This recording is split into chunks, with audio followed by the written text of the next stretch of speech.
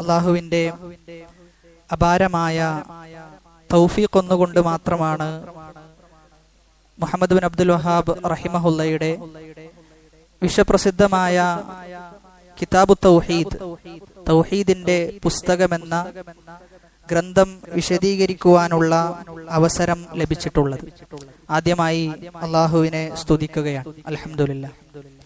രണ്ടാമതായി ഇതിന്റെ പിന്നിൽ ഇങ്ങനെയൊരു പരിപാടി ആവിഷ്കരിച്ച, ഇങ്ങനെയുള്ള ഒരു തീരുമാനം മുന്നോട്ട് വെച്ച ഇതിന്റെ പിന്നിലുള്ള പ്രവർത്തകന്മാർക്കും അല്ലാഹു സുബ്ഹാനഹു വ തആല തക്കതായ പ്രതിഫലം നൽകി അനുഗ്രഹിക്കുമാറാകട്ടെ. സാധാരണ ഇത്തരത്തിൽ ഒരു കിതാബ് മുന്നിൽ വെച്ച്, ഒരു ഗ്രന്ഥം മുന്നിൽ വെച്ച് വായിക്കുന്ന ഒരു രീതി എന്നത് സൗദിയിലും മറ്റു അറബ് നാട്ടിലുമെല്ലാം കണ്ടുവരുന്ന പഠന രീതിയാണ്.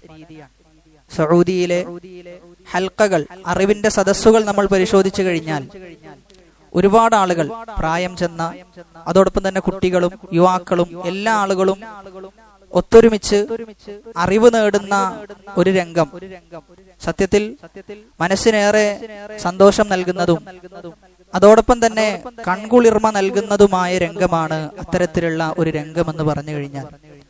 നന്നേ പ്രായം ചെന്ന ആളുകൾ കയ്യിൽ പുസ്തകവും പെന്നും കരുതി എന്താണോ തന്റെ മുന്നിലുള്ള ഷെയ്ഖ് പറയുന്നത്, ഉസ്താദ് പറയുന്നത്, അത് കൃത്യമായി എഴുതിയെടുത്ത് ആ ഒരു പ്രായത്തിലും പഠിക്കാനുള്ള അതീവ താല്പര്യം കാണിക്കുന്ന ഒരുപാട് ആളുകളെ നമുക്ക് കാണുവാൻ സാധിക്കും.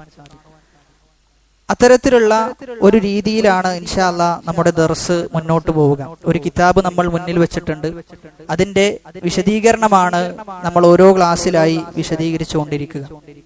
ഇവിടെ നമ്മൾ ആദ്യമായി മനസ്സിലാക്കേണ്ടത്, ആമുഖമായി ചില കാര്യങ്ങൾ ഉണർത്താനുള്ളത്, അതിൽ ഒന്നാമത്തേത് അറിവിന്റെ പ്രാധാന്യമാണ്. അറിവിന് അങ്ങേയറ്റത്തെ പ്രാധാന്യമുണ്ട് എന്ന് പഠിപ്പിക്കപ്പെട്ട മതത്തിന്റെ ഉടമകളാണ് നമ്മൾ ഓരോരുത്തരും.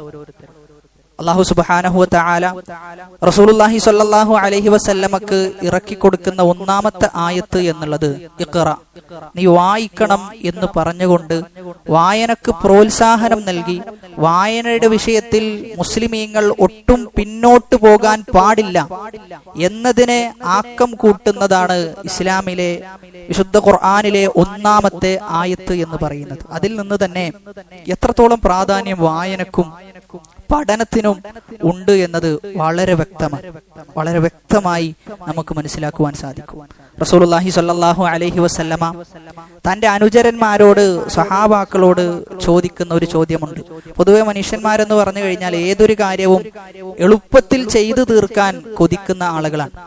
ചില വലിയ ബിസിനസിന്റെ ആളുകളൊക്കെ, ബിസിനസിന്റെ ഉടമകളൊക്കെ പറയാറുണ്ട്, അതായത് ഒരു പണി ഏറ്റവും പെട്ടെന്ന് ചെയ്തു തീർക്കാൻ ആഗ്രഹിക്കുന്നുണ്ട് എങ്കിൽ മടിയന്മാരെ പണിക്കാരായി, ജോലിക്കാരായി വെക്കണം. കാരണം ഏറ്റവും എളുപ്പത്തിലുള്ള രീതിയാണ് എന്ത് ചെയ്യാം അവർ സ്വീകരിക്കാന്ന്. റസൂലുള്ളാഹി സ്വല്ലല്ലാഹു അലൈഹി വസല്ലമ തന്റെ സ്വഹാബാക്കൾക്ക് പഠിപ്പിച്ചു കൊടുക്കുകയാണ്, സ്വർഗം കരസ്ഥമാക്കാൻ, സ്വർഗം നേടാൻ ഏറ്റവും എളുപ്പ വഴി ഏത് എന്ന് പഠിപ്പിച്ചു കൊടുക്കുന്നിടത്ത് നബി സല്ലല്ലാഹു അലൈഹി വസല്ലമ പറയുന്നത്, മൻ സലക ത്വരീഖൻ യൽതമിസു ഫീഹി ഇൽമൻ സഹ്ഹലല്ലാഹു ലഹു ത്വരീഖൻ ഇലൽ ജന്ന. ആരെങ്കിലും അറിവിന്റെ മാർഗം, ആരെങ്കിലും ദീനീപരമായ അറിവ് പഠിക്കുകയാണ് എങ്കിൽ, ആ മാർഗത്തിലൂടെ അവൻ മുന്നോട്ട് പോവുകയാണ് എങ്കിൽ സ്വർഗത്തിലേക്കുള്ള വഴി അള്ളാഹു അവൻ എളുപ്പമാക്കി കൊടുക്കുന്ന ഈ ഹദീസിൽ നിന്ന് നമ്മൾ മനസ്സിലാക്കേണ്ടത്, ഇവിടെ എത്തിപ്പെട്ടിട്ടുള്ള ഓരോ ആളുകളും അവരുടെ ഹൃദയത്തോട് സംവദിക്കേണ്ടതും പറയേണ്ടതും സ്വർഗത്തിലേക്ക് എളുപ്പമാക്കുന്ന, സ്വർഗത്തിലേക്കുള്ള വഴി എളുപ്പമാക്കി തരുന്ന ഒരു സദസ്സിലാണ് ഞാനും നിങ്ങളും ഇരുന്നിട്ടുള്ളത് എന്ന ബോധ്യം നമുക്ക് ഓരോരുത്തർക്കും ഉണ്ടാകണം. ഈ സദസ്സ് അവസാനിക്കുന്നതുവരെ നമ്മൾ എത്രത്തോളം ഹൃദയ സാന്നിധ്യത്തോടു കൂടിയാണ് ഈ സദസ്സിനെ വീക്ഷിക്കുന്നത് എന്നതിന്റെ അടിസ്ഥാനത്തിൽ നമ്മുടെ പാപങ്ങൾ അള്ളാഹു പുറത്തു തരുന്നുണ്ട്. ഓരോ മാളത്തിലുള്ള ഉറുമ്പുകൾ പോലും നമുക്ക് വേണ്ടി ഇസ്തിഗ്ഫാറിനെ തേടുന്നുണ്ട്. കടലിലെ ആ ഇരുട്ടിന്റെ കൂരാക്കൂരിരുട്ടിലുള്ള മത്സ്യങ്ങൾ പോലും, റബ്ബേ ഈ പറഞ്ഞ മനുഷ്യന് നീ അവന്റെ പാപങ്ങൾ പുറത്തു കൊടുക്കണേ എന്ന് പറയുന്ന അത്രയും പ്രാധാന്യം നിറഞ്ഞ ഒരു സദസ്സിലാണുള്ളത്. പക്ഷേ ആ പ്രാധാന്യം ലഭിക്കണമെങ്കിൽ, ആ ശ്രേഷ്ഠത നമുക്ക് ലഭിക്കണമെങ്കിൽ, അത് കരസ്ഥമാക്കാൻ സാധിക്കണമെങ്കിൽ അങ്ങേയറ്റത്തെ ഇഖ്ലാസോടുകൂടി നിഷ്കളങ്കമായ ഹൃദയത്തോടുകൂടി ആയിരിക്കണം നമ്മൾ ഈ ക്ലാസ്സിനെ വീക്ഷിക്കേണ്ടത് എന്നാണ് ഉണർത്താനുള്ളത്. അതുകൊണ്ട് സംസാരിക്കാതെ അത്യാവശ്യത്തിനല്ലാതെ ഫോൺ ഉപയോഗിക്കുന്ന അവസ്ഥ, അത്തരത്തിലുള്ള കാര്യങ്ങളിൽ നിന്നൊക്കെ വിട്ടുനിന്ന് പൂർണ്ണമായ ശ്രദ്ധയോടുകൂടി ക്ലാസ് ഓരോരുത്തരും ശ്രദ്ധിക്കണമെന്നാണ് ഓർമ്മപ്പെടുത്താനുള്ളത്. റസൂലുള്ളാഹി സ്വല്ലല്ലാഹു അലൈഹി വസല്ലം ഒന്നാമതായി പറയുന്നത് സ്വർഗം എളുപ്പമാകുന്ന വിഷയമാണ് അറിവ് പഠിക്കുക എന്നാണ്. രണ്ടാമത്തേത് അമ്പിയാക്കളെ കുറിച്ച് പറയുമ്പോൾ, നബിമാരെ കുറിച്ചും പ്രവാചകന്മാരെ കുറിച്ചും പറയുമ്പോൾ റസൂലുള്ളാഹി സ്വല്ലല്ലാഹു അലൈഹി വസല്ലം പറയുന്നത്, അമ്പിയാക്കൾ എന്ന് പറഞ്ഞു കഴിഞ്ഞാൽ ലം യുവരിസു ദീനാറൻ വലാ ദിർഹമ, അവർ ജീവിതത്തിൽ ബാക്കി വെച്ചു പോയത് ദിർഹമോ ദീനാറോ അല്ല എന്ന്. അവർ അവരുടെ മക്കൾക്ക് വേണ്ടി, അവരുടെ സന്താനങ്ങൾക്ക് വേണ്ടി നമ്മൾ ഒരുപാട് വാരിക്കൂട്ടാറുണ്ട്. എന്നാൽ പ്രവാചകന്മാർ അവർ ബാക്കി വെച്ച് പോയത് അറിവാണ്. അവർ ബാക്കി വെച്ച് പോയത് അറിവായിരുന്നു എന്നാണ്. അതുകൊണ്ട് അറിവിന്റെ വിഷയത്തിൽ അതീവ താല്പര്യം നമുക്കുണ്ടാകേണ്ടതുണ്ട്.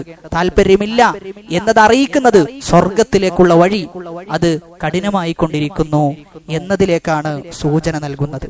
ഒരുപാട് ശ്രേഷ്ഠതകൾ അറിവിന്റെ വിഷയത്തിൽ, ഒരുപാട് ശ്രേഷ്ഠതകൾ ഉദ്ധരിക്കപ്പെട്ടതായി നമുക്ക് വലിയ ഗ്രന്ഥങ്ങളിലൊക്കെ വളരെ വ്യക്തമായി കാണുവാൻ സാധിക്കും. ഇബ്നുൽ ഖയ്യിം റഹിമഹുല്ല തന്റെ മിഫ്താഹു ദാരി സആദ എന്ന് പറയുന്ന പുസ്തകത്തിൽ 150-ലധികം പ്രത്യേകതകൾ, 150-ലധികം ശ്രേഷ്ഠതകൾ അറിവിനുണ്ട് എന്ന് പറഞ്ഞുകൊണ്ട് ഓരോന്നും വളരെ വ്യക്തമായി 300 പേജിലധികം അദ്ദേഹം വിശദീകരിക്കുന്നതായി നമുക്ക് കാണുവാൻ സാധിക്കും. 5 അറിവിന്റെ മഹത്വം മാത്രമാണ് ഇന്നിവിടെ സൂചിപ്പിക്കാൻ ഉദ്ദേശിക്കുന്ന ഒന്നാമത്തെ വിഷയമെന്ന്. ഇവിടെ ആദ്യമായി മനസ്സിലാക്കേണ്ടത്, അറിവിന്റെ പ്രാധാന്യത്തിൽ നമ്മൾ ഉൾക്കൊള്ളേണ്ടത്, സാധാരണ നമ്മൾ കേൾക്കാറുള്ള സൂറത്തുൽ ബഖറയിലെ 30 മുതൽ 35 വരെയുള്ള ആയത്താണ്. അല്ലാഹു സുബ്ഹാനഹു വ തആല മലക്കുകളോട് സംവദിക്കുന്ന സമയത്ത് അല്ലാഹു പറയുന്നുണ്ട്, വഇദ് ഖാല റബ്ബുക ലിൽ മലായികതി ഇന്നി ജാഇലുൻ ഫിൽ അർദി ഖലീഫ, ഞാൻ ഭൂമിയിൽ ഒരു ഖലീഫയെ വെക്കാൻ പോവുകയാണ്, ഭൂമിയിൽ ഞാൻ ഒരു ഖലീഫയെ സൃഷ്ടിക്കാൻ പോവുകയാണ് എന്ന് മലക്കുകളോട് പറഞ്ഞപ്പോൾ മലക്കുകൾ ചോദിക്കുന്ന ചോദ്യമുണ്ട്, ഖാലു അതജഅലു ഫീഹാ മൻ യുഫ്സിദു ഫീഹാ വയസ്ഫികു ദിമാഅ വനഹ്നു നുസബ്ബിഹു ബിഹംദിക വനുഖദ്ദിസു ലക് ഖാല ഇന്നി അഅലമു മാ ലാ തഅലമൂൻ. മലക്കുകൾ ചോദിക്കാൻ, ഫസാദ് ഉണ്ടാക്കുന്ന, കുഴപ്പങ്ങൾ ഉണ്ടാക്കുന്ന ഈ മനുഷ്യന്മാരെ എന്തിനു സൃഷ്ടിക്കണം? നമ്മൾ അല്ലാഹുവേ നിന്നെ ഒരുപാട് ആരാധിക്കുന്നുണ്ട്, നിന്നെ ആദരിക്കുന്നുണ്ട്, എന്നെന്നും നിന്നെ സ്തുതിച്ചുകൊണ്ടിരിക്കുന്ന നമ്മൾ ഉണ്ടായിരിക്കെ പിന്നെ എന്തിന് മനുഷ്യനെ സൃഷ്ടിക്കണം എന്ന് ചോദിക്കുന്ന ആ ചോദ്യത്തോട് അല്ലാഹു തിരിച്ചു മറുപടി പറയുന്നത്, ഇന്നി അഅലമു മാ ലാ തഅലമൂൻ, എനിക്ക് നിങ്ങൾക്കറിയാത്ത അറിവെന്തുണ്ട്, എനിക്കുണ്ട് എന്നാണ്. എനിക്ക് നിങ്ങൾക്കറിയാത്ത അറിവ് എനിക്കുണ്ട് എന്ന് പറഞ്ഞു കൊടുക്കുന്നു. എന്നിട്ടോ അല്ലാഹു സുബ്ഹാനഹു വ തആല ആദം നബി അലൈഹി സ്വലാത്തു വസ്സലാമക്ക് വഅല്ലമ ആദമൽ അസ്മാഅ കുല്ലഹ, എല്ലാ പേരുകളും, ഭൂമിയിലുള്ള എന്തൊക്കെ വസ്തുക്കളുണ്ടോ അതിന്റെ എല്ലാ പേരുകളും പഠിപ്പിച്ചു കൊടുക്കുന്നു.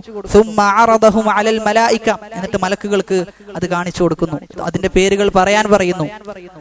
മലക്കുകൾ പറയുന്നു, ഞങ്ങൾക്ക് ഇതിന്റെ പേരുകൾ അറിയില്ല റബ്ബേ, ഇതിന്റെ പേരുകൾ ഞങ്ങൾക്ക് പഠിപ്പിക്കപ്പെട്ടിട്ടില്ല എന്ന് പറയുന്നു. ആ സന്ദർഭത്തിൽ അല്ലാഹു സുബ്ഹാനഹു വ തആല പറഞ്ഞു കൊടുക്കുന്നുണ്ട്, ആദം നബി അലൈഹി സ്വലാത്തു വസ്സലാമയോട് പറയാണ്, ഇതിന്റെ പേരുകളൊക്കെ എന്ത് ചെയ്യണം, ഇവർക്ക് പറഞ്ഞു കൊടുക്കണം. അങ്ങനെ ഓരോന്നിന്റെ പേരുകളും ആദം നബി അലൈഹി സ്വലാത്തു വസ്സലാം പറഞ്ഞു കൊടുക്കുന്നു. ആ സന്ദർഭത്തിലാണ് മലക്കുകൾ പറയുന്നത്, സുബ്ഹാനക റബ്ബേ, നീ എത്രയോ ഉന്നതനാണ്, ലാ ഇൽമ ലനാ ഇല്ലാ മാ അല്ലംതനാ, നീ പഠിപ്പിച്ചതല്ലാതെ നമുക്കൊന്നും അറിയില്ല. ഇന്നക അൻതൽ അലീമുൽ ഹകീം, നീ അലീമാണ്, അതോടൊപ്പം തന്നെ നീ ഹക്കീമുമാണ് എന്ന് പറഞ്ഞു വെക്കുകയാണ്. ഇവിടെ മലക്കുകളുടെ വിഷയത്തിൽ മലക്കുകളും ആദം നബി അലൈഹി സ്വലാത്തു വസ്സലാമയും തമ്മിൽ അള്ളാഹു വേർതിരിക്കുന്നത്, അള്ളാഹു വ്യത്യസ്തപ്പെടുത്തുന്നത് അറിവിലൂടെയാണ്. അറിവ് നൽകിക്കൊണ്ടാണ് അള്ളാഹു സുബ്ഹാനഹു വ തആല ആദം നബി അലൈഹി സ്വലാത്തു വസ്സലാമക്ക് ശ്രേഷ്ഠതയുണ്ട് എന്ന് ബോധ്യപ്പെടുത്തി കൊടുക്കുന്നത്.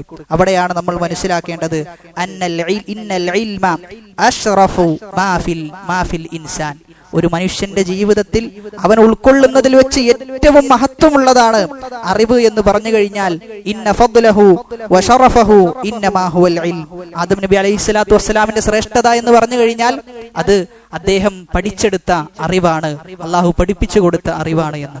ഇവിടെ മലക്കുകളുമായി ബന്ധപ്പെട്ട് അള്ളാഹു സുബ്ഹാനഹു വ തആല അവർക്ക് പഠിപ്പിച്ചു കൊടുക്കുന്നത്,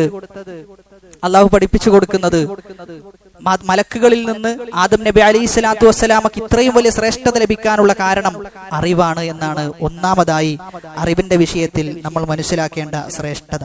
രണ്ടാമത്തേത്, യൂസുഫ് നബി അലൈഹി സ്വലാത്തു വസ്സലാമയുടെ ചരിത്രം നമ്മൾ പരിശോധിച്ചു കഴിഞ്ഞാൽ അതീവ സുന്ദരനായിരുന്നു യൂസുഫ് നബി അലൈഹി സ്വലാത്തു വസ്സലാം. അങ്ങേയറ്റത്തെ സൗന്ദര്യമുള്ള ഒരു പ്രവാചകൻ. യൂസുഫ് നബി അലൈഹി സ്വലാത്തു വസ്സലാമിന്റെ സൗന്ദര്യത്തെ കുറിച്ച് വിശുദ്ധ ഖുർആൻ വിവരിക്കുന്നിടത്ത് കുറെ സ്ത്രീകൾ യൂസുഫ് നബി അലൈഹി സ്വലാത്തു വസ്സലാമയെ കാണുന്നു. അവർ പറയുന്നത് എന്താ?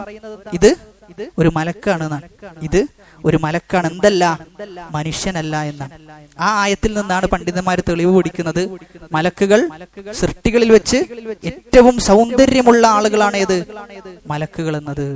അപ്പൊ യൂസുഫ് നബി അലൈഹി സ്വലാത്തു വസ്സലാം അത്രയും സൗന്ദര്യമുള്ള ആളാണ്. എന്നിട്ടും ഒരുപാട് വർഷം ജയിലിൽ കഴിയേണ്ടി വരുന്നു. എന്നാൽ ജയിലിൽ നിന്ന് മോചിതനാകുന്ന ഒരവസ്ഥ, ഒരു കാലം യൂസുഫ് നബി അലൈഹി സ്വലാത്തു വസ്സലാമൊക്കെ വരുന്നുണ്ട്. എന്തുകൊണ്ടാണ് അദ്ദേഹം ജയിലിൽ നിന്ന് മോചിതനായത്? അദ്ദേഹത്തിന്റെ ഭംഗി കൊണ്ടാണോ? അദ്ദേഹത്തിന് ഒരുപാട് സൗന്ദര്യമുണ്ട്, അതുകൊണ്ട് എന്താ ജയിലിൽ നിന്ന് മോചിതനായിക്കോ എന്നാണ് അവിടുത്തെ രാജാവ് പറഞ്ഞത്? ഒരിക്കലല്ല. ആ നാട്ടിലുണ്ടായിരുന്ന ഒരു പ്രവണതയായിരുന്നു സ്വപ്നത്തെ വ്യാഖ്യാനിക്കുക എന്നത്. എന്നാൽ വളരെ കൃത്യമായി രാജാവ് കണ്ട സ്വപ്നത്തെ വ്യാഖ്യാനിക്കുകയും അതിനുള്ള പരിഹാരം പറഞ്ഞു കൊടുക്കുകയുമാണ് യൂസുഫ് നബി അലൈഹി സ്വലാത്തു വസ്സലാം ചെയ്തത്. അതുകൊണ്ട് അദ്ദേഹത്തെ ജയിലിൽ നിന്ന് മോചിതനാക്കി ആ ഭരണത്തിൽ ഒരു പ്രധാനപ്പെട്ട ജോലി അദ്ദേഹത്തെ ഏൽപ്പിക്കുന്നതായി നമുക്ക് കാണുവാൻ സാധിക്കും. ഇവിടെ യൂസുഫ് നബി അലൈഹി സ്വലാത്തു വസ്സലാമയെ ജയിലിൽ നിന്ന് മോചിതനാക്കുന്നത് തനിക്ക് അള്ളാഹു നൽകിയ അറിവാണ്. സ്വപ്ന വ്യാഖ്യാനത്തിലുള്ള അദ്ദേഹത്തിന്റെ അതീവ നൈപുണ്യമാണ് അദ്ദേഹത്തെ സംബന്ധിച്ചിടത്തോളം ജയിലിൽ നിന്ന് അദ്ദേഹത്തെ പുറത്തു ചാടിച്ചത്, പുറത്തു കൊണ്ടുവന്നത് എന്നാണ്. അതുകൊണ്ട് അറിവാണ് ഒരു മനുഷ്യന്റെ നിലനിൽപ്പ് എന്ന് പറഞ്ഞു കഴിഞ്ഞാൽ അറിവില്ലാത്ത ആളുകൾക്ക് സമൂഹത്തിൽ യാതൊരു സ്ഥാനവും ഉണ്ടാവുകയില്ല. സമൂഹത്തിൽ പറ്റിക്കപ്പെടുന്ന അവസ്ഥ അറിവില്ലാത്ത ആളുകളെ സംബന്ധിച്ചിടത്തോളം ഉണ്ടാകും. വിശുദ്ധ ഖുർആൻ അറിവില്ലാത്ത ആളുകളെ കുറിച്ച് പറയുന്നത് സൂറത്തുൽ ഫുർഖാനിലെ 44-ാമത്തെ ആയത്ത്, അം തഹ്സബു അന്ന അക്സറഹും യസ്മഊന ഔ യഅഖിലൂൻ ഇൻഹും ഇല്ലാ കൽ അൻആമി ബൽ ഹും അദല്ലു സബീലാ. അറിവില്ലാത്ത മനുഷ്യന്മാരെന്ന് പറഞ്ഞു കഴിഞ്ഞാൽ അവർ മൃഗങ്ങളെക്കാളും അധപ്പതിച്ചവരാണ് എന്നാണ്. അവർ മൃഗങ്ങളല്ല, മൃഗങ്ങളെക്കാളും അധപ്പതിച്ചവരാണ് എന്ന് അല്ലാഹു സുബ്ഹാനഹു വ തആല പറഞ്ഞു വെക്കുകയാണ്. വീണ്ടും സൂറത്തുൽ അറാഫിലെ 22-ാമത്തെ ആയത്തിൽ, ഇന്ന ശർറദ് ദവാബി ഇൻദല്ലാഹി അസ്സുമ്മുൽ ബുക്മു അല്ലദീന ലാ യഅഖിലൂൻ. ചിന്തിക്കാത്ത, ബുദ്ധി കൊടുക്കാത്ത ആളുകളാണ്, ജന്തുക്കളാണ് അവരെന്നാണ് അല്ലാഹു സുബ്ഹാനഹു വ തആല അവരെ കുറിച്ച് പറയുന്നത്. ജന്തുക്കളുടെ കൂട്ടത്തിൽ ഏറ്റവും നെറികെട്ടവർ എന്ന് പറഞ്ഞു കഴിഞ്ഞാൽ അറിവില്ലാത്ത, കാര്യങ്ങൾ കൃത്യമായി കേട്ട് വ്യവച്ഛേദിച്ച് മനസ്സിലാക്കാൻ സാധിക്കാത്ത, സത്യത്തിന് മുൻതൂക്കം നൽകാത്ത ആളുകളാണ് ജന്തുക്കളുടെ കൂട്ടത്തിൽ ഏറ്റവും പിഴച്ച ആളുകളെന്ന്. അതുകൊണ്ട് നമ്മൾ മനസ്സിലാക്കേണ്ടത് അറിവിന്റെ വിഷയത്തിൽ എത്രത്തോളം ഉന്നതിയിലേക്ക് നമുക്ക് എത്താൻ സാധിച്ചിട്ടുണ്ട് എന്ന് നമ്മൾ ആലോചിക്കേണ്ടതുണ്ട്. ഒരുപാട് ശ്രേഷ്ഠത പല ഖുതുബകളിലും നമ്മൾ കേൾക്കുന്നു, പല ക്ലാസ്സുകളിലും നമ്മൾ കേൾക്കുന്നു. എന്ത് പുതിയ അറിവാണ് ഓരോ ദിവസവും നമുക്ക് ലഭിക്കുന്നത് എന്ന് നമ്മൾ കാര്യമായി ആലോചിക്കേണ്ടതുണ്ട്. കഴിഞ്ഞ ഒരാഴ്ച നമ്മൾ എടുത്തു കഴിഞ്ഞാൽ നമ്മൾ എന്താണ് പുതുതായി ഇസ്ലാമികപരമായി നമ്മൾ പഠിച്ചത് എന്ന് ചോദിച്ചു കഴിഞ്ഞാൽ എന്തുണ്ട് നമുക്ക് പറയാൻ എന്ന് നമ്മൾ ആലോചിക്കണം. കഴിഞ്ഞ ഒരാഴ്ചയിൽ ഒരു ക്ലാസ് എങ്കിലും 1 മണിക്കൂർ ഞാൻ കേട്ടിട്ട് അതിൽ പറയുന്ന വിഷയങ്ങളൊക്കെ ഞാൻ ക്രോഡീകരിച്ച് വെച്ചിട്ടുണ്ട് എന്ന് പറയാൻ നമുക്ക് സാധിക്കുമോ എന്ന് ആലോചിക്കേണ്ടതുണ്ട്. കാരണം നമ്മുടെ ദിവസം തുടങ്ങുന്നത്, ഒരു മുസ്ലിമിന്റെ ദിവസം തുടങ്ങുന്നത് തന്നെ അറിവ് അന്വേഷിച്ചുകൊണ്ടാണ്. അറിവ്, റബ്ബേ എനിക്ക് അറിവ് നൽകണം എന്ന പ്രാർത്ഥനയോടുകൂടിയാണ്. രാവിലത്തെ പ്രാർത്ഥന നമുക്കറിയാം, അൽ അദ്കാറു സ്വബാഹ്. അദ്കാറു സ്വബാഹിലെ ഒരു പ്രാർത്ഥനയാണ്, അല്ലാഹുമ്മ ഇന്നി അസ്അലുക ഇൽമൻ നാഫിഅ വറിസ്ഖൻ ത്വയ്യിബ വഅമലൻ മുതഖബ്ബല. ഒരു മനുഷ്യന്റെ ജീവിതത്തിൽ 3 ലക്ഷ്യങ്ങളാണ് അതിൽ പറഞ്ഞു വെക്കുന്നത്. ഒന്നാമത്തേത് നാഫിയായ ഇൽമ്, റബ്ബേ ഞാൻ നിന്നോട് ചോദിക്കുന്നു. രണ്ടാമത്തേത് കബൂല്, സ്വീകരിക്കപ്പെട്ട അമല് ഞാൻ നിന്നോട് ചോദിക്കുന്നു. മൂന്നാമത്തേത് റിസ്ഖിനെയാണ് ചോദിക്കുന്നത്. ഒരു മനുഷ്യന്റെ ജീവിതത്തിൽ എന്തായാലും ഉണ്ടാകേണ്ട 3 കാര്യങ്ങളാണ്. ഒന്ന് അറിവുണ്ടാകണം, രണ്ടാമത്തേത് നമ്മൾ ചെയ്യുന്ന കർമ്മങ്ങൾ സ്വീകരിക്കപ്പെടണം, മൂന്നാമത്തേത് അവൻ റിസ്ക് അന്വേഷിച്ച് പുറപ്പെടണം. അത് മൂന്നും ഒരു മനുഷ്യന്റെ ജീവിതത്തിലെ ലക്ഷ്യങ്ങളാണ്. ആ ലക്ഷ്യങ്ങളെ പറഞ്ഞുകൊണ്ടാണ് നമ്മൾ നമ്മുടെ ഒരു ദിവസം ആരംഭിക്കുന്നത്. എന്നാൽ ആ ലക്ഷ്യങ്ങളിൽ ഏത് ലക്ഷ്യമാണ് നമ്മൾ നേടുന്നത് എന്ന് ചോദിച്ചു കഴിഞ്ഞാൽ ഒറ്റ ലക്ഷ്യം മാത്രമാണ് പല ആളുകളും നേടുന്നത്. റിസ്ക് ഒരുപാട് ആളുകൾ നേടുന്നു, എന്നാൽ ദീന് പഠിക്കാൻ ഒരു കുറച്ച് സമയം പോലും നമ്മൾ കൊടുക്കാറില്ല. അതുകൊണ്ട് ദീനി പഠനത്തിന് നമ്മൾ അതീവ ജാഗ്രതയോടുകൂടി നല്ല ഒരു സമയം നമുക്ക് നൽകാൻ സാധിക്കണം. പ്രത്യേകിച്ചും ഈ ഒരു കാലഘട്ടത്തിൽ ഫിത്നകൾ നിറഞ്ഞ വിശ്വാസ വൈകല്യങ്ങൾ ഒരുപാട് വർദ്ധിച്ചു വരുന്ന ഒരവസ്ഥയിൽ നമ്മുടെ വിശ്വാസത്തിൽ ഒരിക്കലും നമ്മൾ അടിപതറാൻ പാടില്ല എന്നുള്ളതാണ്. നമ്മൾ പിടിച്ചു നിൽക്കാൻ നമുക്ക് സാധിക്കണം. ഒരാൾ തൗഹീദിനെ പറ്റി ചോദിച്ചു കഴിഞ്ഞാൽ, ഷിർക്കിനെ കുറിച്ച് ചോദിച്ചു കഴിഞ്ഞാൽ കൃത്യമായി പറഞ്ഞു കൊടുക്കാൻ, ആയത്തിന്റെ അടിസ്ഥാനത്തിൽ ഹദീസിന്റെ വെളിച്ചത്തിൽ നമുക്ക് പറഞ്ഞു കൊടുക്കാൻ സാധിക്കണം. അവിടെയാണ് നമ്മുടെ അറിവ് അത് നമുക്ക് അവർക്ക് കാണിച്ചു കൊടുക്കാൻ, അവർക്ക് പറഞ്ഞു കൊടുക്കാൻ നമുക്ക് സാധിക്കേണ്ടത്. അല്ലാഹു സുബ്ഹാനഹു തആല നബി സല്ലല്ലാഹു അലൈഹി വസല്ലമയോട് പറയുന്നുണ്ട്, ഫലാ തകൂനന്ന മിനൽ ജാഹിലീൻ, അറിവില്ലാത്ത ജാഹിലുകളായ ആളുകളുടെ കൂട്ടത്തിൽ റസൂലെ താങ്കൾ ഉൾപ്പെടാൻ പാടില്ല. അതോടൊപ്പം തന്നെ അറിവില്ലാത്ത ആളുകളിൽ നിന്ന് വിട്ടു നിൽക്കണം, അവരോട് സംസാരിക്കാൻ നിൽക്കരുത് എന്നും പറയുന്നതായി കാണാം. വഅരിദ് അനിൽ ജാഹിലീൻ, അറിവില്ലാത്ത ആളുകളിൽ നിന്ന് എന്ത് ചെയ്യണം? നമ്മൾ വിട്ടു നിൽക്കണം. അല്ലാഹു സുബ്ഹാനഹു വതആല അവന്റെ ഏറ്റവും ഉത്കൃഷ്ടരായ ഇബാദുർ റഹ്മാൻ, റഹ്മാനിന്റെ അടിമകൾ എന്ന് വിശേഷിപ്പിച്ച സന്ദർഭത്തിൽ അവിടെ പറയുന്നതായി കാണാം, വഇദാ ഖാതബഹുമുൽ ജാഹിലൂന ഖാലൂ സലാമാ, ജാഹിലീങ്ങൾ സംസാരിച്ചു കഴിഞ്ഞാൽ സലാം എന്ന് പറഞ്ഞിട്ട് എന്ത് ചെയ്യും? സമാധാനം എന്ന് പറഞ്ഞിട്ട് അവിടെ നിന്ന് ഇറങ്ങിപ്പോകുന്നുള്ളതാണ്. അതാണ് അവർക്കുള്ള ഏറ്റവും നല്ല മറുപടി. അറിവില്ലാത്ത ആളുകൾ സംസാരിക്കുമ്പോൾ സ്വാഭാവികമായിട്ടും നമ്മൾ എന്ത് ചെയ്യും? ചില ആളുകൾ വിട്ടുകൊടുക്കൂല, ചില ആളുകൾ വിട്ടുകൊടുക്കാതെ വാശിയിൽ എന്ത് ചെയ്യും? അവിടെ നിൽക്കും. നമ്മെ സംബന്ധിച്ചിടത്തോളം അസ്സലാമു അലൈക്കും എന്ന് പറഞ്ഞിട്ട് അതിൽ നിന്ന് പിന്മാറി വരികയാണ് റഹ്മാനിന്റെ അടിമകളായ ആളുകൾ ചെയ്യേണ്ടത്. അതാണ് അവർക്കുള്ള ഏറ്റവും വലിയ മറുപടി എന്നാണ് ആയത്തിൽ നമുക്ക് അല്ലാഹു സുബ്ഹാനഹു വതആല പറഞ്ഞു തരുന്നത്. സൂറത്തുൽ ഖസസിലെ 55-ാമത്തെ ആയത്തിൽ അല്ലാഹു പറയുന്നത്, വഇദാ സമിഉ അല്ലഗ്വ, വെറും വർത്തമാനങ്ങൾ, ഒരു ആവശ്യവുമില്ലാത്ത വർത്തമാനങ്ങൾ അല്ലാഹുവിന്റെ അടിമകൾ കേട്ടുകഴിഞ്ഞാൽ അഅറദു അൻഹു, അതിൽ നിന്ന് അവരെന്ത് ചെയ്യും? പൂർണ്ണമായും പിന്തിരിയും. വഖാലു, എന്നിട്ട് അവരോട് പറയും, ലനാ അഅമാലുനാ വലക്കും അഅമാലുക്കും, ഞങ്ങൾക്ക് ഞങ്ങളുടെ പ്രവർത്തനം, നിനക്ക് നിന്റെ പ്രവർത്തനം. സലാമുൻ അലൈക്കും ലാ നബ്തഗിൽ ജാഹിലീൻ, നിനക്ക് സമാധാനം ഉണ്ടാകട്ടെ. ജാഹിലീങ്ങളുടെ വർത്തമാനങ്ങൾ നമ്മൾ എന്ത് ചെയ്യുന്നില്ല?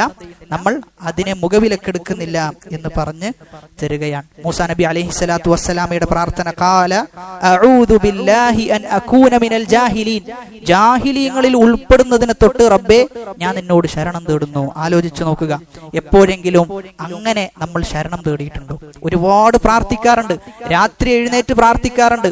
എന്നാൽ ആ പ്രാർത്ഥനകളിൽ എവിടെയെങ്കിലും റബ്ബി സിദ്നി ഇൽമാ, റബ്ബേ ഇൽമു വർദ്ധിപ്പിച്ചു തരണം എന്ന് നമ്മൾ പ്രാർത്ഥിച്ചിട്ടുണ്ടോ? ഒരുപാട് ജീവിതത്തിൽ പ്രയാസങ്ങൾ അനുഭവിക്കുന്ന ഒരുപാട് ആളുകൾ കുടുംബത്തിന്റെ വിഷയത്തിൽ, മക്കളുടെ വിഷയത്തിൽ, സമ്പത്തിന്റെ വിഷയത്തിൽ, എല്ലാത്തിലും പ്രാർത്ഥിക്കുന്ന ആളുകൾ അറിവിന്റെ വിഷയത്തിൽ യാതൊരു പ്രാർത്ഥനയും നൽകാത്ത ഒരവസ്ഥ, യാതൊരു താല്പര്യവും നൽകാത്ത ഒരവസ്ഥ പലപ്പോഴും ഉണ്ടായിട്ടുണ്ട് എന്നത് വസ്തുതയാണ്. അതുകൊണ്ട് അതിൽ നിന്ന് നമുക്ക് മാറി ചിന്തിക്കാൻ സാധിക്കണം. അറിവിന് പ്രാധാന്യം നൽകുന്ന, അറിവിന് പ്രാമുഖ്യം നൽകുന്ന, അറിവ് നേടുന്ന ആളുകൾ, വിദ്യാർത്ഥികൾ ഉണ്ട് എങ്കിൽ അവർക്ക് പ്രോത്സാഹനം നൽകുവാൻ നമുക്ക് സാധിക്കേണ്ടതുണ്ട്. സൂറത്തുൽ ഹൂദിലെ 46-ാമത്തെ ആയത്ത് അല്ലാഹു നൂഹ് നബി അലൈഹിസ്സലാത്തു വസ്സലാമിന് നൽകുന്ന ഉപദേശമുണ്ട്. നൂഹ് നബി അലൈഹിസ്സലാത്തു വസ്സലാം തന്റെ അവിശ്വാസിയായ മകനെ കുറിച്ച് ചോദിച്ചപ്പോൾ അല്ലാഹു പറഞ്ഞു കൊടുക്കുകയാണ്, ഇന്നി അഇലുക്, നൂഹേ നിനക്ക് ഞാൻ ഉപദേശം നൽകുകയാണ്, അൻ തകൂന മിനൽ ജാഹിലീൻ, നീ ആരിൽ ഉൾപ്പെടരുത്? ജാഹിലീങ്ങളുടെ കൂട്ടത്തിൽ നീ ഉൾപ്പെടരുത് എന്ന് പറഞ്ഞു വെക്കുകയാണ്. 3 ശ്രേഷ്ഠതകളാണ് അറിവിന്റെ വിഷയത്തിൽ നമ്മൾ ഇതുവരെ പറഞ്ഞു വെച്ചത്. 4ാമത്തെ ശ്രേഷ്ഠത എന്ന് പറഞ്ഞു കഴിഞ്ഞാൽ, 4ാമത്തെ ശ്രേഷ്ഠതയെ നമ്മൾ മനസ്സിലാക്കേണ്ടത്, നായ എന്നുള്ള മൃഗം പഠിപ്പിക്കപ്പെട്ട, അതായത് ഒരു മൃഗത്തെ എങ്ങനെ വേട്ടയാടണം എന്ന് പഠിപ്പിക്കപ്പെട്ട നായ. മറ്റൊരു നായ എങ്ങനെയാണ് ഒരു മൃഗത്തെ വേട്ടയാടണം എന്ന് പഠിപ്പിക്കപ്പെട്ടിട്ടില്ല. സയ്യിദുൽ കൽബ് എന്നാണ് അറബിയിൽ പറയാം, അത് വേട്ട പഠിപ്പിക്കപ്പെട്ട നായ. ആ നായ ഏതെങ്കിലും ഒരു മൃഗത്തെ വേട്ടയാടി വന്നു കഴിഞ്ഞാൽ ആ മൃഗത്തെ നമുക്ക് എന്ത് ചെയ്യാൻ പറ്റും? ഭക്ഷിക്കാൻ പറ്റും. അതായത് പഠിപ്പിക്കപ്പെട്ട വേട്ട പഠിപ്പിക്കപ്പെട്ട നായയാണെങ്കിൽ. എന്നാൽ വേട്ട പഠിപ്പിക്കപ്പെടാത്ത നായയാണെങ്കിലോ അത് നമുക്ക് ഭക്ഷിക്കാൻ പറ്റുകയില്ല എന്നാണ്. ഇവിടെ വേർതിരിക്കപ്പെട്ട കാര്യം എന്താണ്? രണ്ടും നായയാണ്, എന്നാൽ വേർതിരിച്ച കാര്യം അറിവാണ്. ആ വിഷയത്തിൽ പോലും ഇസ്ലാം അറിവിനാണ് എന്ത് ചെയ്തിട്ടുള്ളത്? പ്രാമുഖ്യം നൽകിയിട്ടുള്ളത്, പ്രാധാന്യം നൽകിയിട്ടുള്ളത്. ആദ്യത്തെ കൊല, ഇസ്ലാമിലെ ആദ്യത്തെ കൊല നടക്കുന്നത് അസൂയയുടെ പേരിലാണ്. എന്നാൽ ആ അസൂയ പോലും രണ്ടു കാര്യത്തിൽ അനുവദനീയമാണ് എന്ന് റസൂലുള്ളാഹി സ്വല്ലല്ലാഹു അലൈഹി വസല്ലമ പറഞ്ഞു വെക്കുന്നുണ്ട്. രണ്ട് കാര്യങ്ങളിൽ അസൂയ അനുവദനീയമാണ്. ലാ ഹസദ ഇല്ലാ ഫിസ്നതൈനി, രണ്ട് കാര്യങ്ങളിൽ അസൂയ പറ്റും. ഒന്നാമത്തേത് റജുലുൻ ആതാഹുല്ലാഹു മാലൻ ഫസല്ലത അലാ ഹലകതിഹി ഫസുല്ലിത അലാ ഹലകതിഹി ഫിൽ ഹഖ്. അങ്ങനെ എന്ത് ചെയ്തു? ഹക്കിന്റെ മാർഗത്തിൽ, സത്യത്തിന്റെ മാർഗത്തിൽ അദ്ദേഹം എന്ത് ചെയ്യാണ്? അദ്ദേഹത്തിന്റെ പണം ഒരുപാട് ചെലവഴിക്കാൻ. ചില ആളുകൾ നമുക്കറിയാം, പണമുള്ള ആളുകൾ, അത്യാവശ്യം പണമുള്ള ആളുകൾ എന്ത് ചെയ്യും? ദീനിന്റെ മാർഗത്തിൽ നല്ലവണ്ണം ചെലവഴിക്കുന്ന ആളുകളുണ്ട്. അല്ലാഹു സുബ്ഹാനഹു വ തആല അവർക്കിനിയും അത്തരത്തിലുള്ള സ്വതക്കകൾ നൽകുവാനുള്ള തൗഫീഖ് അല്ലാഹു നൽകുമാറാകട്ടെ. അതോടൊപ്പം തന്നെ ഇങ്ങനെയുള്ള ഒരാളുടെ വിഷയത്തിൽ നമുക്ക് അസൂയ വെക്കാം. അദ്ദേഹത്തെ പോലെ പണം ചെയ്യണം, എനിക്കുണ്ടാകണം, അങ്ങനെയാണെങ്കിൽ എനിക്കും ചെയ്യാൻ പറ്റും, സ്വതക്ക കൊടുക്കാൻ പറ്റും, എനിക്കും ഒരുപാട് ആളുകൾക്ക് ദീനി സേവനങ്ങളിൽ എനിക്കും മുന്നേറാൻ പറ്റും എന്ന നിയത്താണ് എന്ത് ചെയ്യേണ്ടത്? നമുക്കുണ്ടാകേണ്ടത്. അതല്ലാതെ ഇവിടെ അസൂയ പറ്റും എന്ന് പറയുമ്പോൾ എങ്ങനെയുള്ള അസൂയല്ല, അദ്ദേഹത്തിന്റെ പൈസ നീങ്ങിപ്പോകണം എന്നിട്ട് എനിക്ക് ആ പൈസ ലഭിക്കണം എന്ന അസൂയ ഒരിക്കലും എന്തില്ല, അത് പാടില്ല എന്നുള്ളതാണ്. അസൂയ എന്ന് പറഞ്ഞു കഴിഞ്ഞാൽ, ഹസദ് എന്ന് പറഞ്ഞു കഴിഞ്ഞാൽ, ഒരാൾക്ക് ഒരു അനുഗ്രഹം ലഭിച്ചാൽ അതിൽ നമുക്കൊരു വെറുപ്പുണ്ടാവുക. ഒരാൾക്ക് ഒരുപാട് പണമുണ്ട്, അതല്ലെങ്കിൽ ഒരാൾക്ക് ഒരുപാട് അറിവുണ്ട് എങ്കിൽ നമ്മുടെ മനസ്സിൽ എന്തെങ്കിലും ഒരു അസ്വാരസ്യം, ഒരു അനിഷ്ടം, ഒരു ഇഷ്ടമില്ലായ്മ നമ്മുടെ മനസ്സിൽ ചെറുതായി ഉണ്ടായാൽ നമ്മൾ മനസ്സിലാക്കേണ്ടത് അസൂയന്റെ തുടക്കമാണ് അത്. അസൂയയുടെ തുടക്കമാണ്. ഇനി നമ്മളത് നീങ്ങിപ്പോകാൻ ആഗ്രഹിക്കുകയാണ് എങ്കിൽ അവിടെ എന്ത് ചെയ്യും? അത് തിന്മയിലേക്ക് എത്തും. അതുകൊണ്ട് നമ്മളെ സംബന്ധിച്ചിടത്തോളം അസൂയ വെച്ച് പുലർത്താൻ പാടില്ല എന്നുള്ളതാണ്. രണ്ട് കാര്യത്തിലാണ് അസൂയ പാടുള്ളത്. ഒന്ന് അറിവിന്റെ വിഷയത്തിലും, മറ്റൊന്ന് പണത്തിന്റെ വിഷയത്തിലും. ഒരാൾക്ക് അള്ളാഹു അറിവ് കൊടുത്തു, ആ അറിവ് മൂലം ഒരുപാട് ആളുകളെ പഠിപ്പിക്കുന്നു, ദീനിന്റെ വിഷയത്തിൽ ആളുകൾക്ക് സംശയം വരുന്ന കാര്യങ്ങൾ ദൂരീകരിച്ചു കൊടുക്കുന്നു. ഇങ്ങനെയൊക്കെ ദീനിന്റെ വിഷയത്തിൽ ഉത്സാഹം കാണിക്കുന്ന അറിവുള്ള ഒരാൾ, അദ്ദേഹം ഒരുപാട് ആളുകൾക്ക് അറിവെത്തിച്ചു കൊടുക്കുന്നു, ഒരുപാട് പ്രതിഫലം എന്ത് ചെയ്യുന്നുണ്ട്? അദ്ദേഹം കരസ്ഥമാക്കുന്നുണ്ട്. അപ്പൊ ഇങ്ങനെ ഒരാളെ കാണുമ്പോൾ നമ്മൾ എന്ത് ആഗ്രഹിക്കാം? അദ്ദേഹത്തെ പോലെ അറിവുണ്ടായിരുന്നെങ്കിൽ എനിക്കും ചെയ്യാമായിരുന്നു, ഒരുപാട് ആളുകൾക്ക് സത്യത്തിന്റെ സന്ദേശം എത്തിച്ചു കൊടുക്കാമായിരുന്നു, അതിന്റെ ഒരു ഭാഗമാകാമായിരുന്നു എന്നൊക്കെ ആഗ്രഹിക്കാമെന്നാണ്. എന്നാലും അവിടെ അത് നീങ്ങിപ്പോകാൻ ആഗ്രഹിക്കാൻ പാടില്ല എന്നാണ് നമ്മൾ മനസ്സിലാക്കേണ്ടത്. ഇവിടെ 5 ശ്രേഷ്ഠതകളാണ് നമ്മൾ പറഞ്ഞു വെച്ചത്. 5 ശ്രേഷ്ഠതകൾ. ഇനിയും ഒരുപാട് ശ്രേഷ്ഠതയുണ്ട്. അതാണ് ആമുഖത്തിൽ ഞാൻ പറഞ്ഞത്. 150-ലധികം ശ്രേഷ്ഠതകൾ അറിവിന്റെ വിഷയത്തിൽ ഉദ്ധരിക്കപ്പെട്ടിട്ടുണ്ട്. അതിൽ വെറും 5 എണ്ണമാണ് പറഞ്ഞു വെച്ചത്. ഈ 5 ശ്രേഷ്ഠതകൾ വളരെ കൃത്യമായി ഉൾക്കൊണ്ട ആളുകളായിരുന്നു സഹാബാക്കളും അതിനുശേഷം വരുന്ന മഹത്തുക്കളായ പണ്ഡിതന്മാരും. അതുകൊണ്ട് തന്നെ അതീവ പ്രാധാന്യം അവർ അവരുടെ ജീവിതത്തിനും അവരുടെ സ്വശരീരത്തിനും പ്രാധാന്യം നൽകുന്നതിലുപരി അറിവിന് പ്രാധാന്യം നൽകിയതായി നമുക്ക് കാണുവാൻ സാധിക്കും. ഇവിടെ തന്നെ നമ്മൾ പരിശോധിച്ചു കഴിഞ്ഞാൽ ഒരുപാട് ആളുകളൊന്നും ചെയ്തിട്ടില്ല, ഇവിടെ എത്തിയിട്ടില്ല. ഇനിയും നിങ്ങൾ വിചാരിച്ച ആളുകൾ, എത്താത്ത ആളുകൾ ഈ ഒരു കൂട്ടത്തിൽ ഉണ്ടാകാം. പല കാരണങ്ങൾ അവർക്കുണ്ടാകാം, ന്യായമായ കാരണങ്ങൾ ഉണ്ടാകാം, അതല്ലെങ്കിൽ വേണ്ട എന്താണ് അതിന്റെ കാര്യം എന്നൊക്കെ ആലോചിച്ച് വരാത്ത ആളുകളും ഒക്കെ ഉണ്ടാകാം. ജാബിർ റളിയല്ലാഹു അൻഹുവിനെ കുറിച്ച് ഇമാം ബുഖാരി റഹിമഹുല്ലാ പറഞ്ഞു വെക്കുന്നത്, റഹല ജാബിർ ഇബ്നു അബ്ദില്ലാ, ജാബിർ ഇബ്നു അബ്ദില്ലാ റളിയല്ലാഹു അൻഹു യാത്ര പോവുകയാണ്. ഒരു ഹദീസിന് വേണ്ടി മസീറത ശഹ്രിൻ, ഒരു മാസം യാത്ര ചെയ്തു എന്നാണ്. ഒരു മാസം ഒരു ഹദീസിന് വേണ്ടി യാത്ര ചെയ്തു എന്ന് പറയുമ്പോൾ നമ്മൾ ആലോചിക്കേണ്ടത് അറിവിനോട് എത്രത്തോളം പ്രാധാന്യം ആ മഹത്തുക്കൾ നൽകിയിരുന്നു എന്നാണ് നമ്മൾ മനസ്സിലാക്കേണ്ടത്. ഒരു ഹദീസിന് വേണ്ടി സഞ്ചരിച്ചത് ഒരു മാസമാണ്. എന്നിട്ട് അദ്ദേഹം അവിടെ പറയുന്നുണ്ട്, അദ്ദേഹം ആ ഏതൊരാളുടെ അടുക്കലേക്കാണോ ഹദീസുമായി ഹദീസ് ലഭിക്കാൻ വേണ്ടി, ഹദീസിന്റെ അറിവ് കരസ്ഥമാക്കാൻ വേണ്ടി പോയത്, അദ്ദേഹത്തിന്റെ വാതിൽക്കൽ നിന്നുകൊണ്ട് അദ്ദേഹത്തോട് പറയാണ്, ഫഖശീതു അൻ അമൂത ഔ തമൂത ഖബ്ല അൻ അസ്മഅഹു, ഞാൻ ഭയപ്പെട്ടു പോയി, ഒന്നുകിൽ ഞാൻ മരിച്ചു പോകും, അതല്ലെങ്കിൽ താങ്കൾ മരിച്ചു പോവുകയും എനിക്ക് ആ ഒരു ഹദീസ് ലഭിക്കാതിരിക്കുമോ എന്ന് ഞാൻ ഭയപ്പെട്ടു എന്ന്. ഒരു മാസം സഞ്ചരിച്ചു എന്ന്. നമ്മൾ ആലോചിക്കേണ്ടത്, ഒരു 10 കിലോമീറ്റർ ഒരു ഖുർആൻ ക്ലാസ്സിന് ചില ആളുകൾക്ക് പോകാൻ സാധിക്കുന്നില്ല. എന്നാൽ അതേ ആൾ ഏതെങ്കിലും പുതിയ എന്തെങ്കിലും ഹോട്ടലുകൾ തുടങ്ങിക്കഴിഞ്ഞാൽ, അതല്ലെങ്കിലും എന്തെങ്കിലും ഒരു ഉല്ലാസ കേന്ദ്രത്തിന് പോവുകയാണ് എങ്കിൽ ആ കിലോമീറ്ററുകളൊന്നും അവർക്ക് കിലോമീറ്ററുകളായി അവർക്ക് തോന്നാറില്ല. അറിവിന്റെ വിഷയത്തിൽ പല കാരണങ്ങളും പിശാച് അവരുടെ മനസ്സിൽ ഇട്ടുകൊടുക്കുന്നുണ്ട് എന്നതാണ് യാഥാർത്ഥ്യം. ഇവിടെയാണ് മനസ്സിലാക്കേണ്ടത്, ഇത്തരം മഹത്തുക്കളുടെ ചരിത്രങ്ങൾ നമ്മെ പിടിച്ചു കുലുക്കേണ്ടതുണ്ട്. നമുക്ക് ഒരു മാറ്റം ജീവിതത്തിൽ ഉണ്ടാക്കി തരേണ്ടതുണ്ട് എന്നാണ് നമ്മൾ മനസ്സിലാക്കേണ്ടത്. ഇമാം അഹ്മദ് ബിൻ ഹംബൽ റഹിമഹുല്ലയോട് ചോദിക്കുന്നുണ്ട്, അയർഹലുർ റജുലു ഫീ ത്വലബിൽ ഇൽം, അറിവ് അന്വേഷിച്ചുകൊണ്ട് ഒരാൾ യാത്ര പോകണോ എന്നാണ് ചോദിക്കുന്നത്.